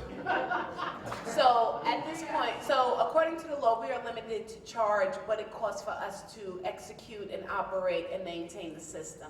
Currently, our estimate has us at $2,000 for the conditional dispensary. The most expensive license at this point is the hemp processing, and that is at $5,600. To sell hemp, to be a retailer of hemp products in this state, it is a $250 online registration fee that you just go on to cannabis.ny.gov and you fill out your registration form and send us $250. And everyone that sells CBD products should do it. So that gives you and I think the cultivation was $1,500. So what you're seeing is a very modest amount. There are no vertical licenses that are being offered under the adult use program. And when I say vertical licenses, I want you to think about what's going on under the medical marijuana program. That is not an option. By very deliberate measures, the legislature worked to break up the licensing and the industry in New York State so that it is not a game for big players only. This is really about having 9 license types that allow, and you cannot hold multiple licenses. Okay, so you're telling me if I go ballpark figure for myself that I'm sitting on and I'm interested. No, I am not giving you a ballpark figure for your business plan. I need you, no. Hold on, ma'am. We No. write your question down, we'll get to it. What I'm telling you is, at this point, all of the most expensive license that has been issued is $5,600, and it is a hemp processing. The cultivation was $1,500. The retail dispensary is $2,000. So these are all under the conditional program. We have not released the regular application fees yet, but it is demonstrative of what our costs are because we are obligated under the law to charge an amount that will allow us to maintain the work that has to be done at the agency. Thank you, Commissioner. Also, SBA Kim has a remark on that? Yeah, just to answer that question, so they've answered how much the license would cost, and Jesse pointed out there are people who will charge you a lot of money to fill out these applications. So at SBS, we are setting up Cannabis NYC, and we're launching in a couple of weeks. We have a dedicated team. Mayor Eric Adams put almost $5 million for a dedicated team to be housed at SBS. There's going to be a founding director of NYC Cannabis being named shortly, and that person is going to lead a team that's going to be there for you. And so one of the things you have to understand is that this Cannabis NYC program is working with 7 business solution centers. We have 7 around the city where we are going to train them to do the technical assistance. We're working with OCM and the state right now where they are going to finalize their application for this card and for other licenses subsequently. And every time a new license comes out, application comes out, we have a team that's going to master that. We're also going to go work with community partners, train the trainer. We want people to be able to apply at no cost because we know that that's what social equity is about, is allowing people who don't have all the means. And then for the person talking about the business plan, that's why you need to contact us at SBS. It's nyc.gov/SBS or /cannabis, which is our website for supporting the state's cannabis program. And I do want to point out Ken Eby right here in the front seat. He's our director, executive director for the BNYC, Black Entrepreneurs NYC program, who's going to be working very closely on making sure that we support all the black entrepreneurs who want to get into this industry. Excellent. I know Regina and maybe Michelle next. Just one thing. Okay. Guys, when you think about the money, think about it in 2 rounds, right? There's the money it costs to get the license. But then once you get the license, there's the capital expense that's involved in now building out the operation. The rent for the location, the facility, you want to rehabilitate it, you want to get it renovated. You know, that can cost you $2 million, or to build out the cultivation. So think about that in 2 rounds. That CapEx could be 2.5 higher depending on what kind of operation you're running. So think about that from the cost to get the paper, and then once you get the paper to build out the actual infrastructure of your business. So 2 things. One, the loans that were discussed earlier. I think that the most harmed individuals should not have to pay loans. I think that what should be done should be similar to what happened during COVID when PPP loans were offered to businesses that were impacted during that short period of COVID. And we're talking about how we were impacted for 50, 60 years or more. Some people say even more. So I think that we should have forgivable loans, and that's another word for it. So as you work, as you do the hard work to meet certain deliverables, measurements of success, that you or a portion of your loan is forgiven, and then until it is eventually fully forgiven. And I think that that's what should be offered to the most harmed individuals in this city and in this state. The other thing that I wanted to talk about is that there are legacy operators that are, with the services that you're offering with the government, I mean, you're still the government, you're a city and a state, that are not going to go to you because they don't feel comfortable, you haven't made them feel comfortable, so they are going to want to reach out to community-based organizations like ourselves, the Harlem Business Alliance, and other organizations in other communities, Bronx, Brooklyn, you name it, across the entire state, that know these people, care for these people, want to see them transition. And so, as partners, we need to be engaged to do this work. We need to be funded to do this work. And I just want to share with you, family, that nonprofits aren't funded, especially nonprofits headed by Black women, Black men, aren't funded typically at the same level as white nonprofit organizations. So, but we need to be funded, in a way that we can provide the services to that portion of our community that are not going to seek services and help from you until we get them to the point that they're comfortable in getting that assistance. Thank you, Katrina.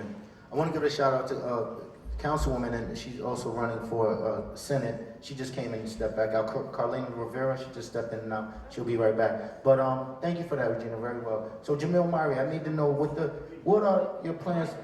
Excuse me? Oh, she's running for Congress. Yes, I'm sorry. She's running for Congress. She's about to be there. She's going to win.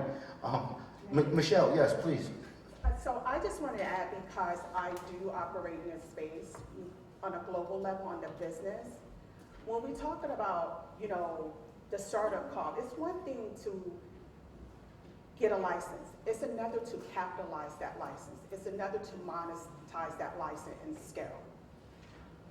Regardless if you're given a 0 to no interest loan, capitalizing that license is very important. And so in the actual business of cannabis, when you talk about the extraction machines goes for $500,000 to $2 million, depending on what type of extraction machine. Real estate is the other, very, money area. 1 out of 37 dispensaries are profitable. So when you start thinking about the license types, start thinking about not only do I have the application fee, do I have the startup costs? Can I capitalize? Can I operate? Do I have the capital that's going to take me from year 1 to year 4 where I can monetize that license, be it a dispensary, processor, micro business, nursery license? You want to be able to capitalize. And another thing, in regards to license stacking, that is very crucial here in New York State, and having a horizontal integrated business. Horizontal integrated businesses here in New York State allow for supply chain diversity. That means that you're going to see more people of color that's going to be able to provide the ancillary opportunities. Vertical is very capital intensive because you are responsible from seed to sale. You are responsible for your supply chain. So I really want everyone, start reading the industry magazines. You should have started March the 31st when this bill was passed to get ready, not right now. Because you're going to need the capacity Not everyone can, actually operate a cannabis business. Just because you operate a restaurant business, it's a totally different practice. The source and financial source agreements are totally different. The compliance is totally different. The ADA is totally different. And you're gonna have a well-funded compliance program. And the payment fees are astronomical because we don't have banking. So when you talk about dispensary, how are you gonna secure that money that's left in your dispensary in that state? So that's another area. So I just Thank you, Attorney Michelle Fields. I got a question for Chair Wright, and I'll get to you, Jamil, real quick. Currently, there is a prohibition on owning increase across the supply chain. Do you foresee that changing to allow the investors to invest across the supply chain? No. Excellent. Moving on, Jamil Murray. What are some of the things the BCBA is doing? You know what, no, okay, you tell me say why. I want to be clear, because then it undermines our efforts of having a horizontal system here in New York State. We will see large investors coming in and owning majority shares across the supply chain, and thereafter it'll all be collapsed into a very few large owners. So in order for us to stop that from occurring, we cannot allow people to have ownership across multiple license types, and therefore we have to monitor the investments that are made into our specific licensees. And I also just want to, I know that Jesse mentioned master agreements. He didn't get to speak on it, but if you are not familiar with it, please just tap into him at the end so that you have an understanding, because that is a tool that is kind of doing a workaround, but we just want people to be aware of what those terms are, what they're entering into, and what potential pitfalls could exist, and why you might need an attorney, like what you got at the end of the table here, ready and prepared to discuss what those concerns are, because I do want to, I think that she's hit the nail on the head. Just as an FYI, I operated a coffee shop for almost 10 years in Brooklyn. It took me at least 4 years to finish my business plan because, as you said, it was an immersion so that I could learn the business. And it's sometimes a lot of work, but it's definitely what was necessary on the front end. Absolutely, thank you for that. A lot of people, you got your hands raised, give me the trend. Come on up, come get your question asked. Don't be shy. Jamil Murray, what are some of the things the BCBA are doing to help on this issue of cannabis in the market? So at the Black Cannabis Business Alliance, at least one of our first objectives is to, in essence, identify 25 of the most viable applicants for the general application round.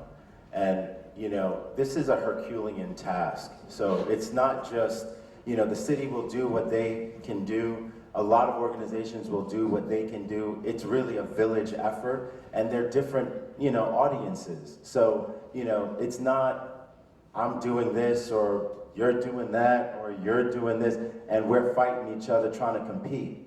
It's just really which in essence resource actually resonates with you most. And so with us, what we're doing, and we actually just completed our 5-borough tour in terms of bringing this information to the people. And we started in Harlem on June 16th. 45 days later, we completed in Staten Island. When Staten Island got us, they were like, y'all come to Staten Island? Nobody comes to Staten Island.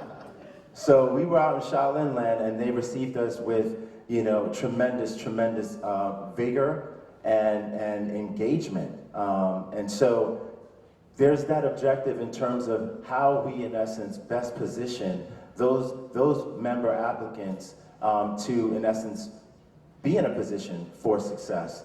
There is, your business acumen and being able to, in essence, check the box. Obviously, minority status, impacted individual, and then, in terms of just your business financial record or background.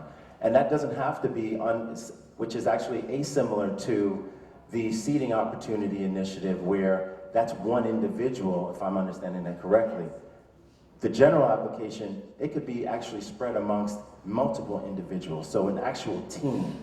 And so really thinking about, it's understanding. I appreciate Chairwoman Wright in saying, you know, you really, what was I just saying in terms of team? You have to go out with the mindset that this is in how you actually become the student, and how you actually immerse yourself in this business. Thinking about the regulations, that's what it was, the regulations. They are there for you to read. You're encouraged to read them. 90% won't read them. That's just a fact. They won't, y'all won't. And so you're gonna need those services for the people who, and that's now where fees come in. You want everybody to do the work for you, but you don't wanna pay for it. Right? Here we go. So if you do the work, you actually decrease your costs going into the process. Jesse shared, and it's been echoed, everybody's looking at a license, chasing the license. I know people who've won licenses in other states and they still drive Ubers. They have a golden lottery ticket in their hand. But the reason for that is because they didn't think past the actual acquisition of the license. No shade on anybody driving Ubers, you know what I'm saying? But just real talk, you got a license, right? But you can't operationalize it. You can't capitalize it. So you're stuck. And that's when the predators really come in and get it not as 10 cents on the dollar, try it 1 cent on the dollar because you are desperate now. So what we do at the BCBA is we, in essence, insulate our member applicants throughout the process. We go through a lot of the business build out in terms of the operations. We have those strategic partners in place. We talked about, actually, something mentioned in terms of real estate and inputs, modeling, financial modeling, in terms of being able to understand, all right, if I want to open a store, a dispensary, and I appreciate that it's not just dispensaries. That's a whole other story. But if I want to open up a dispensary on Herald Square, because I'm thinking, oh my God, 266 million annual tourists come to New York, that's going to be money. Let's try now rent. Jesse mentioned rent. Rent, Herald Square, 3,000 square feet, maybe $3 million, maybe more. I ran 300 stores throughout the country, healthcare, retail. My quickest back of my pocket metric was, what's my rent to sales ratio? 10%. If it was 10% or less, let's go. So if I'm looking at a spot that's $3 million, I better be doing $30 million in revenue in order for that thing to make sense. So now, with the modeling, you can put those inputs in and really see what it's gonna take for you to actually make this business make sense. And if it doesn't make sense there, you gotta find another spot, right? And so, as I said, I bring sobering information. That's how I deliver it, because I know it from actually doing it in multiple states. So that's what we've been doing throughout the boroughs, you know, at the BCBA, and, you know, hit me up if y'all want to talk later. Thank you. All right, thank you, and I'm going to follow up with Kim, Commissioner. Yes, so if after hearing all this, you still want to go for that retail license, and the on-consumption license you heard, right? There's one thing that SBS does. Like everything I've said today, I really want to hammer it into your heads that it's all free. I'm supposed to say at no cost to you because your taxpayer dollars paid it, but I think it's just simpler to say, I really want you to walk away. There's one service that we provide for all businesses, and it's really, we are the expediters for free for you and for all small businesses. So we have a program called NYC Quick Start, which is actually kind of getting rebranded, and so you guys are getting a preview of something new, but it's also one of Mayor's top priorities. Mayor Adams said, we are going to cut the red tape for businesses to get started. So for example, in the past, a liquor store, you get the license. Now you have to wait for all the approvals. You've got to deal with the Department of Buildings and Department of Health and FDNY, and there's many sister agencies that we have that if you get a retail physical space, you're going to have to deal with. And so that's when you need to turn to us. We are a non-regulatory agency. We have people on staff who will walk to your business, walk through the store with you and say, if you don't fix this, you will get fined by one of our sister agencies. But more than that, when you're first starting up your business, if you contact us, we also have people on staff called advocates, small business advocates, whose sole job is to help you cut through all the permitting, all the licensing process, and we'll cut your time in almost half to get it running. You know why? Because after you get your lease, after you get your license, if you don't get all those licenses and permits all squared up to run, you're going to be paying rent for 3, 4, 5 months with no business, no income coming in. So you got to understand the resources that are there from New York City for any of the business, but even for the cannabis businesses, we will be there to help you get up and running faster. Excellent, thank you for that. A lot of information here tonight, a lot of information. You guys should leave here knowing exactly what you need to do. So, moving on. Got real quiet in here after a while. So I have a question here. There are rumors that the state's approach to prioritizing legacy, justice-involved individuals is not set in stone. Is there a possibility that there will be a change and that justice-involved individuals that were significantly harmed will not be prioritized in the final regulations? So let me read that again. There are rumors that the state's approach to prioritizing legacy justice-involved individuals is not set in stone. Is there a possibility that there will be a change and justice-involved individuals will not be prioritized in the final regulation? So we are mandated to have equity. There is only, and I rattled off the 4 groups. In addition to that, there is one group that we were mandated to give extra priority, and that is the group of people who have been convicted of marijuana-related charges. Strictly marijuana, because I heard if you had a gun with it or crack or coke, you're disqualified. Strictly cannabis. I never read a with clause in the statement. Okay. I literally read, if you have a marijuana-related charge. Conviction, sorry, not just, right, it's charge and conviction. So, sorry, it's a conviction. That we must give them additional priority. That is why those people have been identified for the first card or conditional adult use retail dispensary licenses. In addition to that, we have just hired our social equity officer, Damian Fagan, who I thought was going to be here tonight. I'm sorry he's not able to attend, but I wanted to introduce him to the group. He is coming, he is on board now, and he is setting up what our social equity program looks like. So, yes, we are developing our social equity plan. It is not finalized, it is not static. That is also the thing to remember. So just because we have developed a program in this moment of time that addresses how we're supporting people who want to enter into a dispensary license that has a conviction, we may also develop supports to help that same population get into cultivation or licensing, or deliveries or anything else. And we also must have a plan to support all of our equity applicants. And as I've already given you the list, it is those who've been impacted by they've been disproportionately impacted by the war on drugs, minority women-owned businesses, distressed farmers, and service-disabled veterans. So we have a broad group. We will be developing a social equity plan, and it will be made available to the public once it is ready. It is not static, it will change, and we will constantly be working with community partners such as SBS, as well as local development corporations across the state, so that we can make sure that we're tapping into resources that already exist and people that have networks in communities, so that we can support the good work that's already being done.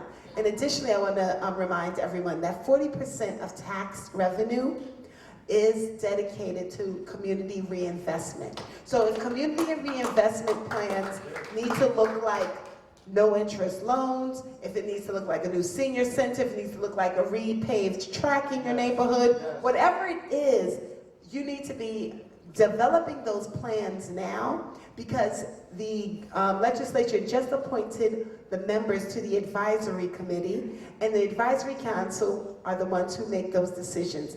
The agency, the board, we do not determine where those funds, how those funds are reinvested in community. That happens at the advisory.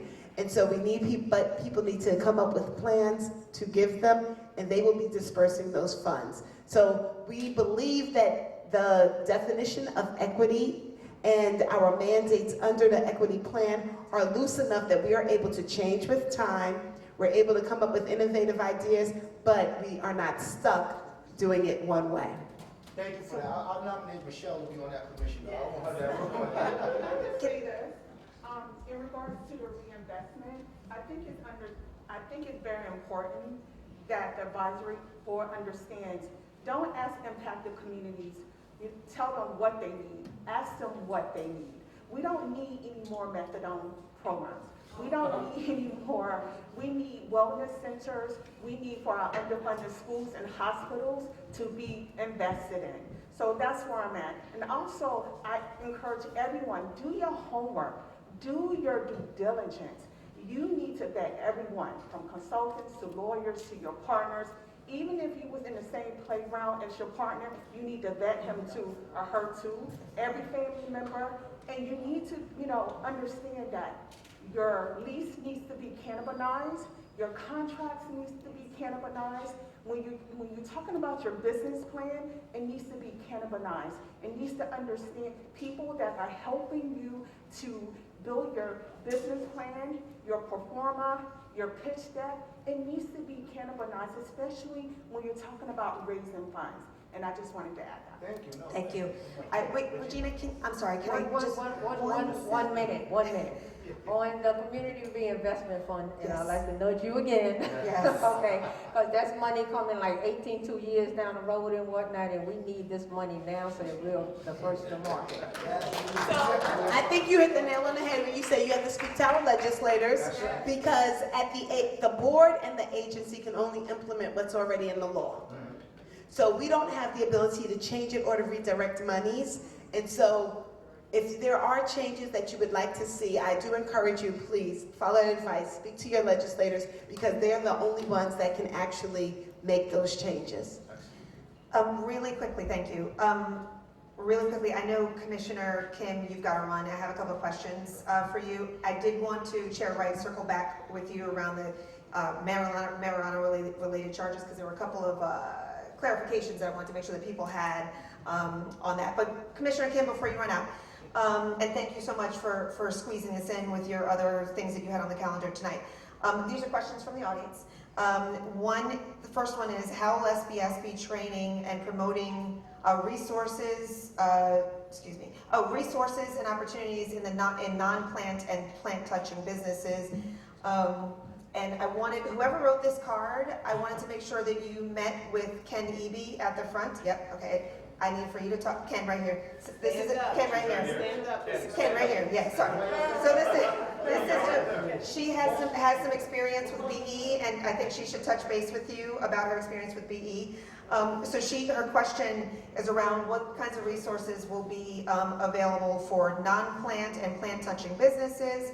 And then there's a second question, who will be getting the education on cannabis?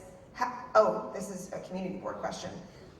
Oh, let me come back to the community board question, because I don't necessarily think this is one for the commissioner.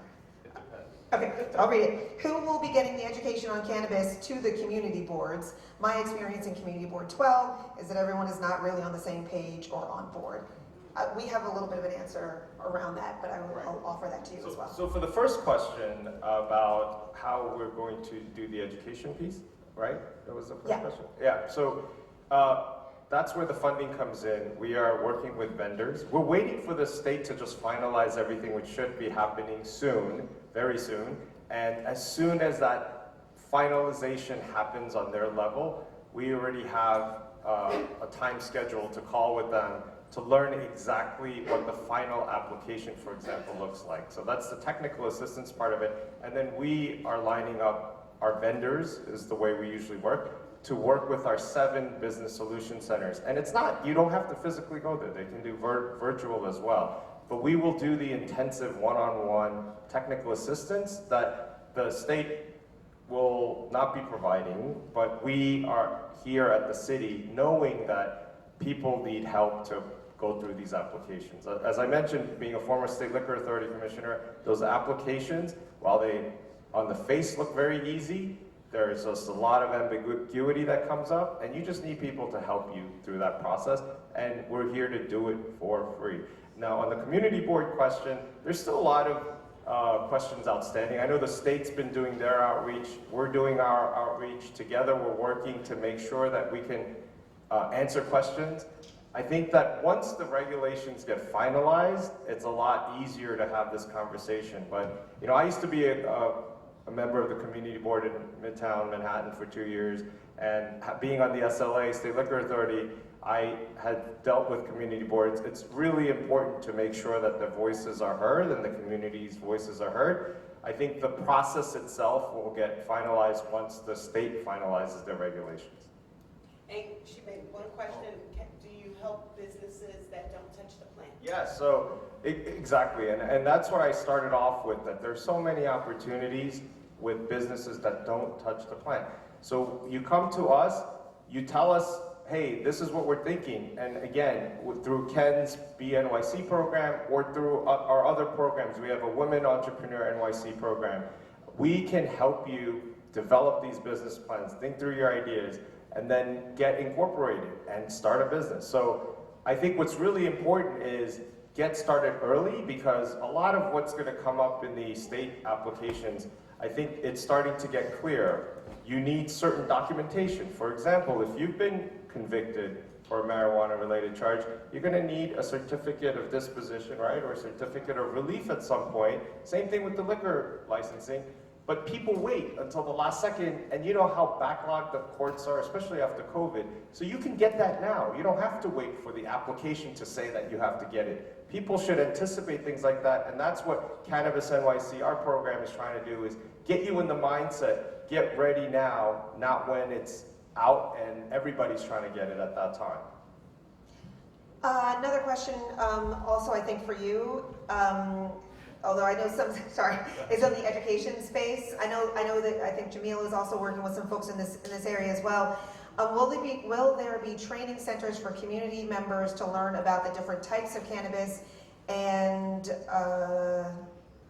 something to be sold in dispensaries? I think it's a question around types of cannabis. So actually, I think growing. Will there be programs? I think education-wise, the state's kind of leading the way, but whatever they bring out, our job is to take that information and disseminate it, get it out to everybody through our local partners. We manage the 76 business improvement districts. We have relationships with merchant associations, but we also have a vast network of community partners. And so that's what we're going to be doing as soon as the state tells us this is what we'd like to get out. Can I chime in on one thing? So as part of the conditional cultivator's license, every licensee had to commit to participate in a mentorship program for equity applicants. The state is, well, OCM is organizing what that mentorship program looks like, what are the education components, and it's being led by our social equity officer, Damian Fagan. And so as he rolls out those details, they will be available on our website. So I'm gonna ask you, please sign up and get the alerts, because that is a free mentorship program for people to participate in. So if they identify as a service-disabled vet, someone from an impacted community, a woman, or a Black-owned business, or a distressed farmer, they can participate in it.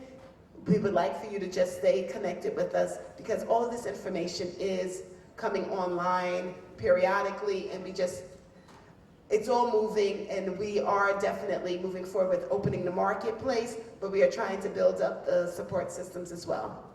Thanks for that. I sense you are, do you need to run? Oh, I do, but Ken is here, and Ken is available to answer any of the questions on SBS. And also, my email is very easy. It's Kevin Kim, one word, Kevin, K-I-M, Kevin Kim at sbs.nyc.gov. So you can email me directly, and we'll answer any of your questions. Thank you. Thank you so much, Commissioner Kim. We really appreciate your making the time to get the information directly to the folks. Really quickly, I wanted to follow up on, there was a question actually, an additional answer, I think, that wasn't raised, an answer to the question around education. I understand that the governor, I saw a release that the governor allocated $5 million to CUNY and SUNY education programs that are, one of which will be in, there's only one I think that's downstate. All the rest of them are upstate. It is the One- state community colleges that receive the funds. Right, okay, got it. So one will be at BMCC with a partner campus at Lehman, I believe. I don't know what the timing of that is, but I think you can look for more information as it is released And around that. so the coursework at Lehman College is currently free. The BMCC course is going to be rolled out as a outpour of the funds that are being invested now. And at Medgar Evers College, there's also a course that is being offered that is accredited. So if you're enrolled in City University, you get credits towards your degree. However, it is not limited to full-time students or matriculated students. And there's also a program at FIT that focuses on, I believe, the business of marketing because it aligns with the work that they do for liquor, fashion as well. Right. And then really quickly, I wanted to piggyback in terms of the question that Derek asked about eligibility to be considered as justice involved. I think you're saying that it's So, I'm sorry. So, justice involved is not a term that we use in the MRTA. It is a term that is... You told me that before. It definitely is. Sorry. And so people like to infuse it, but that is not a term that's used. We are definitive in saying that it's people who have been convicted, it's people who have been harmed or come from communities that have been harmed, as well as the other litany. Legacy is, again, not a word that we use in the MRTA. However, if you identify yourself in those ways, there's often a likelihood that you also can identify as someone who comes from a community that has been disproportionately impacted. Or maybe you're a woman or a minority-owned business. Maybe you are a service-disabled vet. So we are not using those terms, we're not building those out. And while we do use the term justice involved in some of the definitions in the card application, it is very specific to the card application, and it is there to make a definition to move things along in that space. It is not something that we're building out as under the MRTA, because we also do not have the ability to change that. So there's really, to my point, the thing I wanted to kind of parse out is in the card application, it's convicted of a marijuana-related charge from New York State, not federal. Right. Correct. I just want to make sure everybody knows this. It's not federal. New York City, New York State, before March 31st, 2021. Yes. And if you have a parent, dependent, sibling, child, all those things, right? It's not just you. It is not Correct? just you, but let me tell you what the family is. It is parental, guardian, child. No siblings are not captured in that definition. And that's why I was going through it. And I was like, it goes up, it goes down, it does not go sideways. And the legislature made a decision about that. If you don't, we are not able to change it. We are only able to implement. And so just be clear, it is, I believe they use the words parent, guardian, and then also child dependent. So those are the four terms that are used to define familial relationships that can be captured under the card. No spouse. Oh yes, I'm sorry, ex-spouse. Thank you. Lord, thank you. Thank you. All the minds. We need all the minds to get all the information out. And your Thank you. spouse. And your spouse. Okay, there's a bunch of wonderful questions here. I wanted to ask another really easy kind of yes/no fact question. Can cannabis be grown elsewhere in another state or another country like Dominican Republic, Florida, and shipped here? No, it is, we are not authorized to do any interstate travel. It is still Schedule 1. That is federally prohibited. Perfect, thank you. And the other thing I've heard you say, do not try to bring it from elsewhere. That's a big no-no. You might go to jail. Crossing state lines is illegal. Yes. Let's see. What is the projected number of license holders that you see that you think will be in Harlem? If you can't get that answer, perhaps Manhattan, New York City. I know they asked her. I don't know, because are you talking about nurseries, dispensaries? Are you talking about distributors? Let's start with card. Let's deliveries? talk about card. Oh, and card, we don't know. We don't know yet. So there are 150 statewide, correct? No, we don't have a cap on the number. What we For have card? a cap on is the number of dollars that we're gonna raise, which is 200 million. And so what we have committed to is giving every card licensee a loan so that they can do build out, set up, and also prepare for opening. We did not limit it. And so if your business is able to get up and running and they discover that they're only making they're doing $500,000 loans instead of $1 million loans, the outcomes may be different than if they're doing $1.5 million loans. It really is going to depend on what kind of loans are necessary to support the licensees that they're working with. Okay, that's helpful, thank you.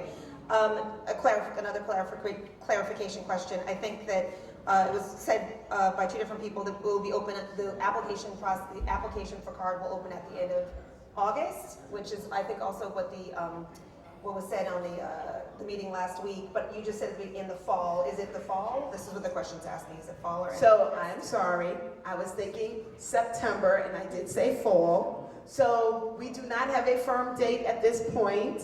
I don't believe that we've posted a date online yet. And so that is why I'm saying fall, because in my mind I was thinking September. We're hoping that we'll be ready. So, but I do speak in very loose terms of winter, spring, summer, and fall. So I don't think I love it. No, I get it. September is definitely fall. At least that's what it is in New York City. September 22nd, but so no, Yeah. We are trying to get it done, just like we are trying to get the regulations done by the end of the year. So we're steadily pushing forward with it. We want to have stores open by the end of the year.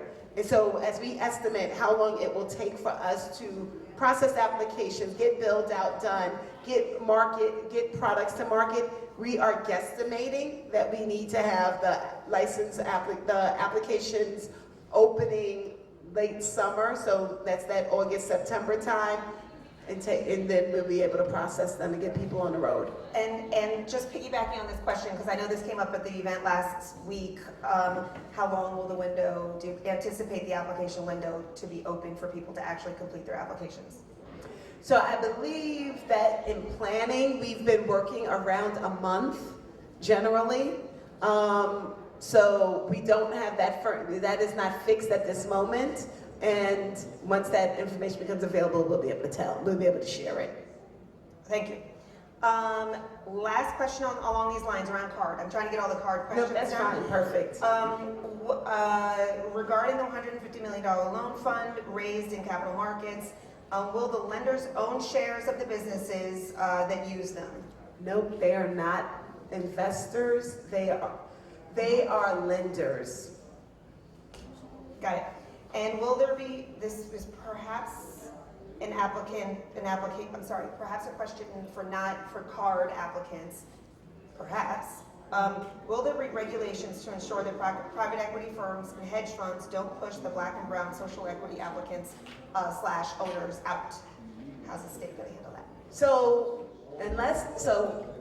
I think the tool that is probably most effective is that we don't allow people to have investments across various license types and in multiple licenses.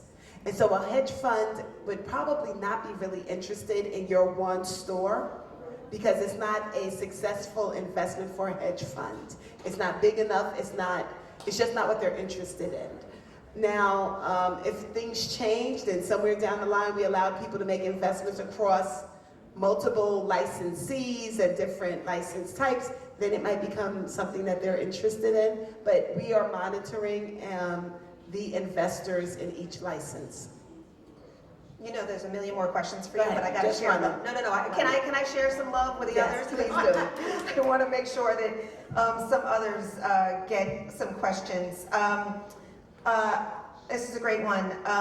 This is also around. Actually, here, I'll take this. If you have 3 years experience in growing, do people have a better chance of getting the license? This is probably back to you. Do people have a better chance of getting a license and a loan than someone that has no experience? So there are no requirements set at this time related to the licenses, saying that you must have business experience in something that has been federally illegal. So think about it that way. There's no experience requirement that you have participated in a market that was banned. Okay. For Dr. Hurd, Jesse, pass the mic, please. Thank you. Is a recovering addict who has chronic pain like neuropathy, or for a recovering addict who has chronic pain like neuropathy, is it wise to use medical marijuana? I would say make sure you talk to your doctor first, but that to me is, this is a possibility, but I want to make sure when people talk about medical marijuana, in the medical field, there's no such thing. So the cannabis plant is very diverse, as I mentioned to start. So what you may be taking or what your friend may be taking as quote unquote medicine is very different in terms of the THC concentration, the CBD concentration. And when, and so CBD does not make you high. And that actually, for some people, actually improves their neuropathic pain. So that type of cannabis may be better for you. So that's why you do need to talk to your doctor. But again, education, research, a lot of physicians actually don't know a lot about cannabis plant to even give their patients, concrete information. How about a cure for cancer? I'm sorry? How about a cure for cancer? Sadly, not a cure for cancer, but it can help you with, alleviate some of your symptoms. But we've not seen a cure for cancer yet. Again, I'm going to sound like a broken record. Research, research, research. There are definitely different components of the cannabinoid, of certain cannabinoids and other chemicals, and I can go into that in private, that may interact to give some indices about cancer. But right now, none of the research shows that cannabis can cure cancer. Well, the research in Israel is doing. Israel is phenomenal, and their research does not show that it can cure cancer. So what they show is in a cell, so in a cell culture, everything works to kill cancer cells. Unfortunately, when we start doing actual research, it doesn't.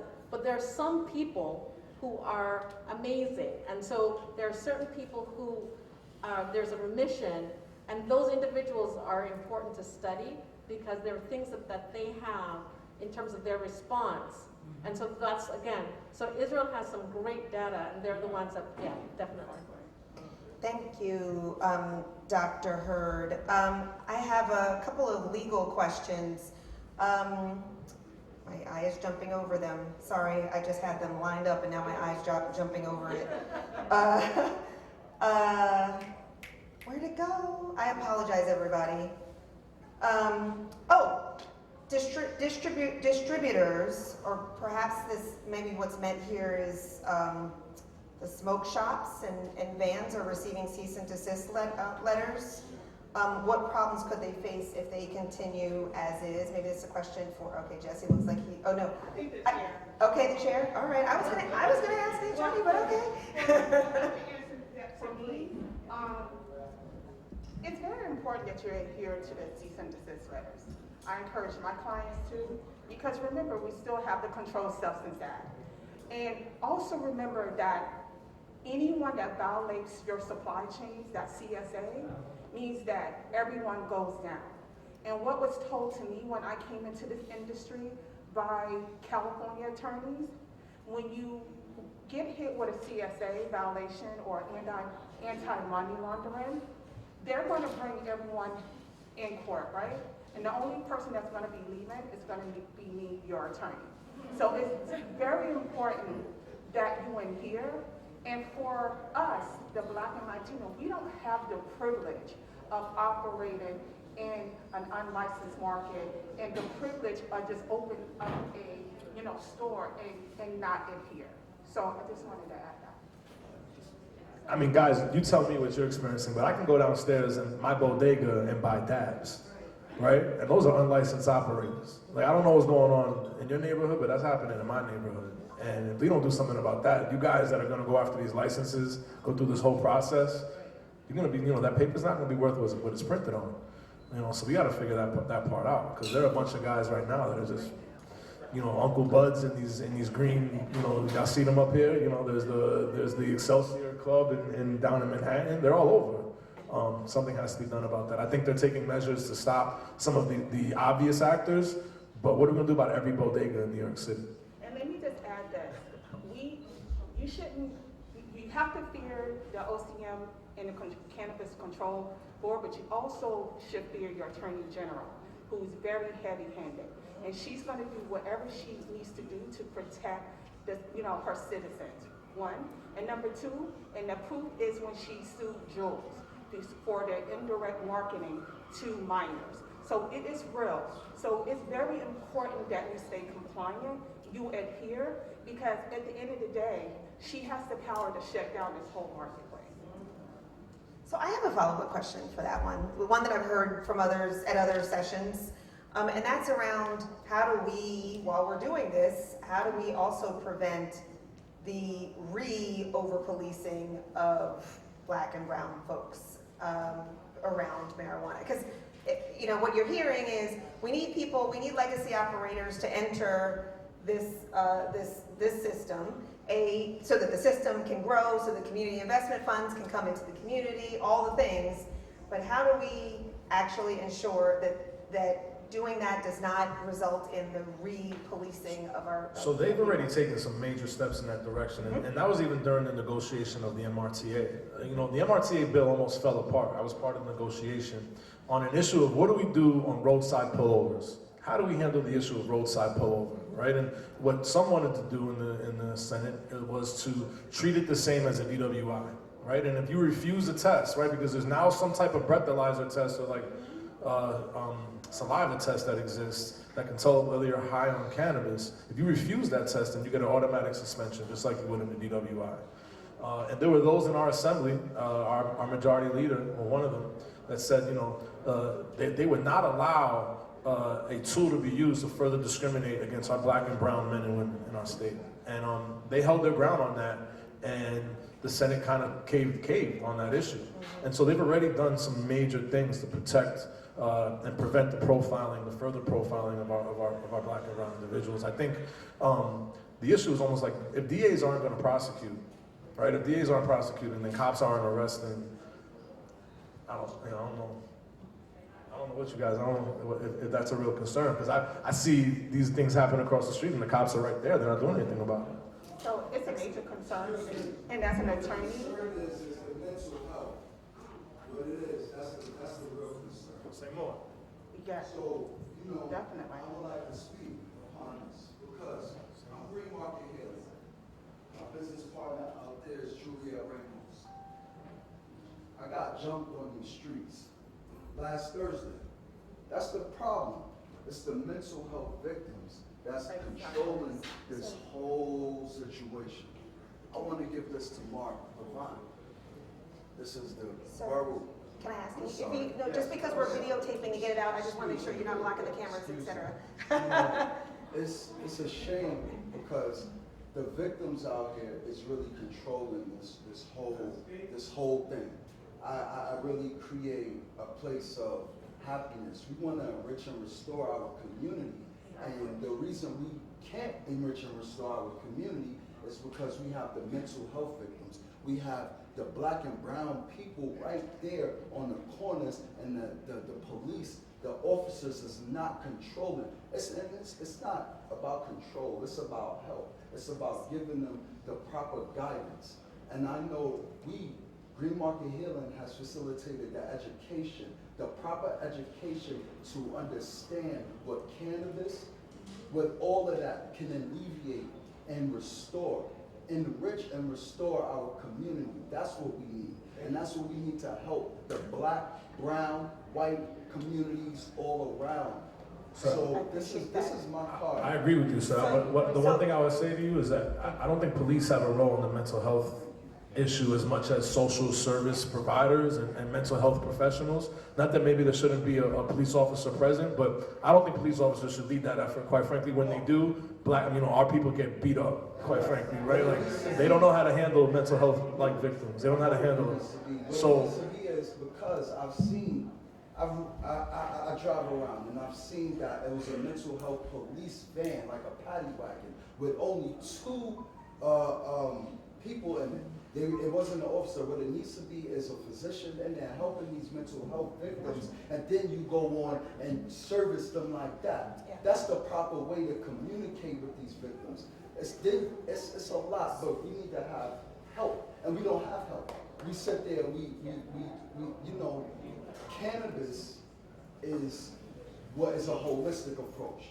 We bring it back to Native Americans, bring it back to Africa. We bring it back to that whole situation. So, you know, I don't want to take up you guys' time. I'm just here to just tell you. I'm gonna ask you- I'm Dixon. Dixon. Okay. Dixon, So, sorry. I want to say one thing. So I agree and I disagree. So we want to make sure mental health, addiction, we as a society have really abandoned our people.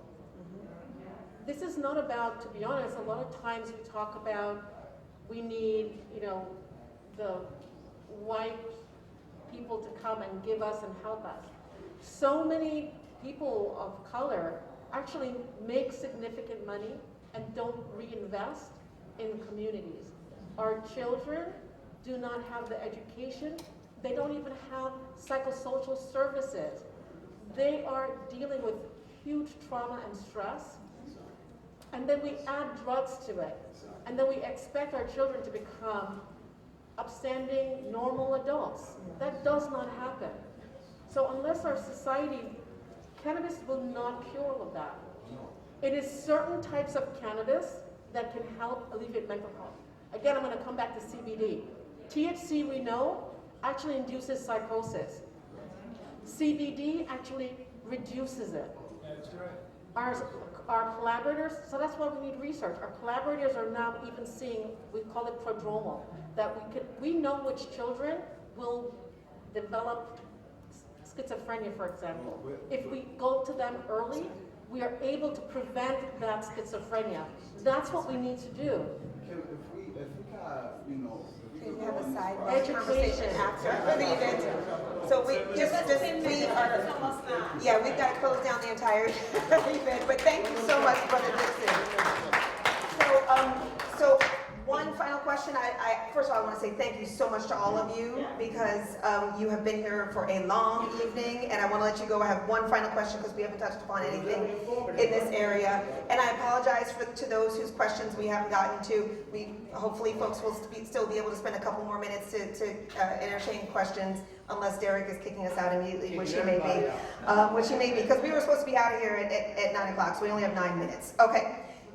This question came around finance, and with the note, it says, there isn't a representative on the panel to specifically talk about finance and the banking community. Note, all of the major banks and investment firms, this is what it says, all the major banks and investment firms have set up internal venture capital divisions and to project for the next 5 years for the cannabis industry. I guess with this, I think that what was being said is that the banks are setting up internal venture capital firms to raise funds to potentially invest in this business. I don't know if the person is still here who raised this question.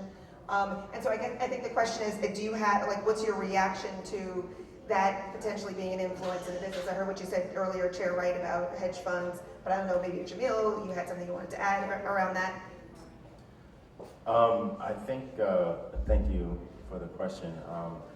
Something that I've been promoting, and Regina has sort of echoed that 200 million is a drop in the bucket. There should be a B in place of the M.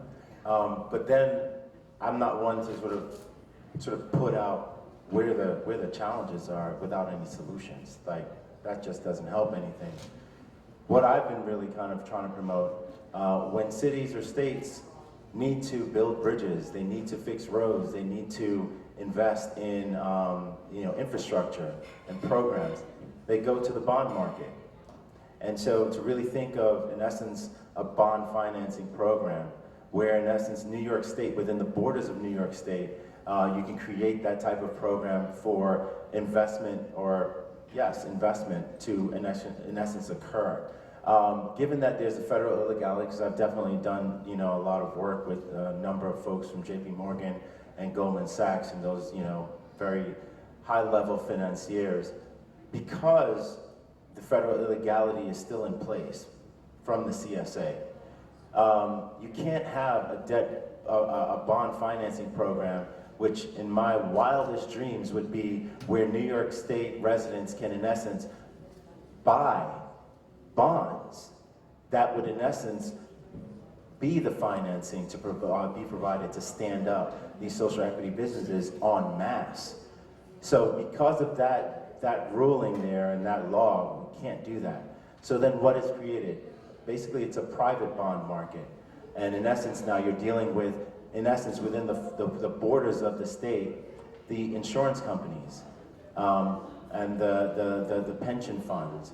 Those are in essence, those particular types of money reservoirs, if you will, can stroke a check at 30 or 50 or $75 million because it makes sense at that point. And the state and the city, for that matter, can in essence back that like a similar, normal bond, if you will. So that's just an idea. I've been trying to promote it and see if there's any traction, and would love to get any help I can in terms of kind of seeing if that's even a possibility.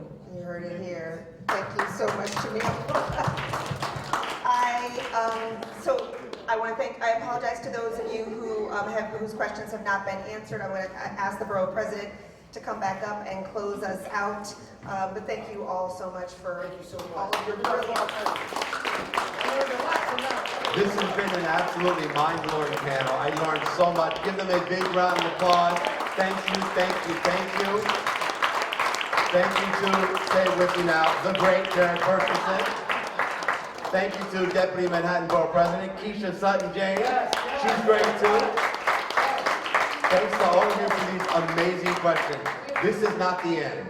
This is not the end. We have so much more work to do together to educate the community, to uplift this nascent industry, to fight for equity. We're going to be with you every step of the way. Thank you all so much for coming out tonight. Thank you.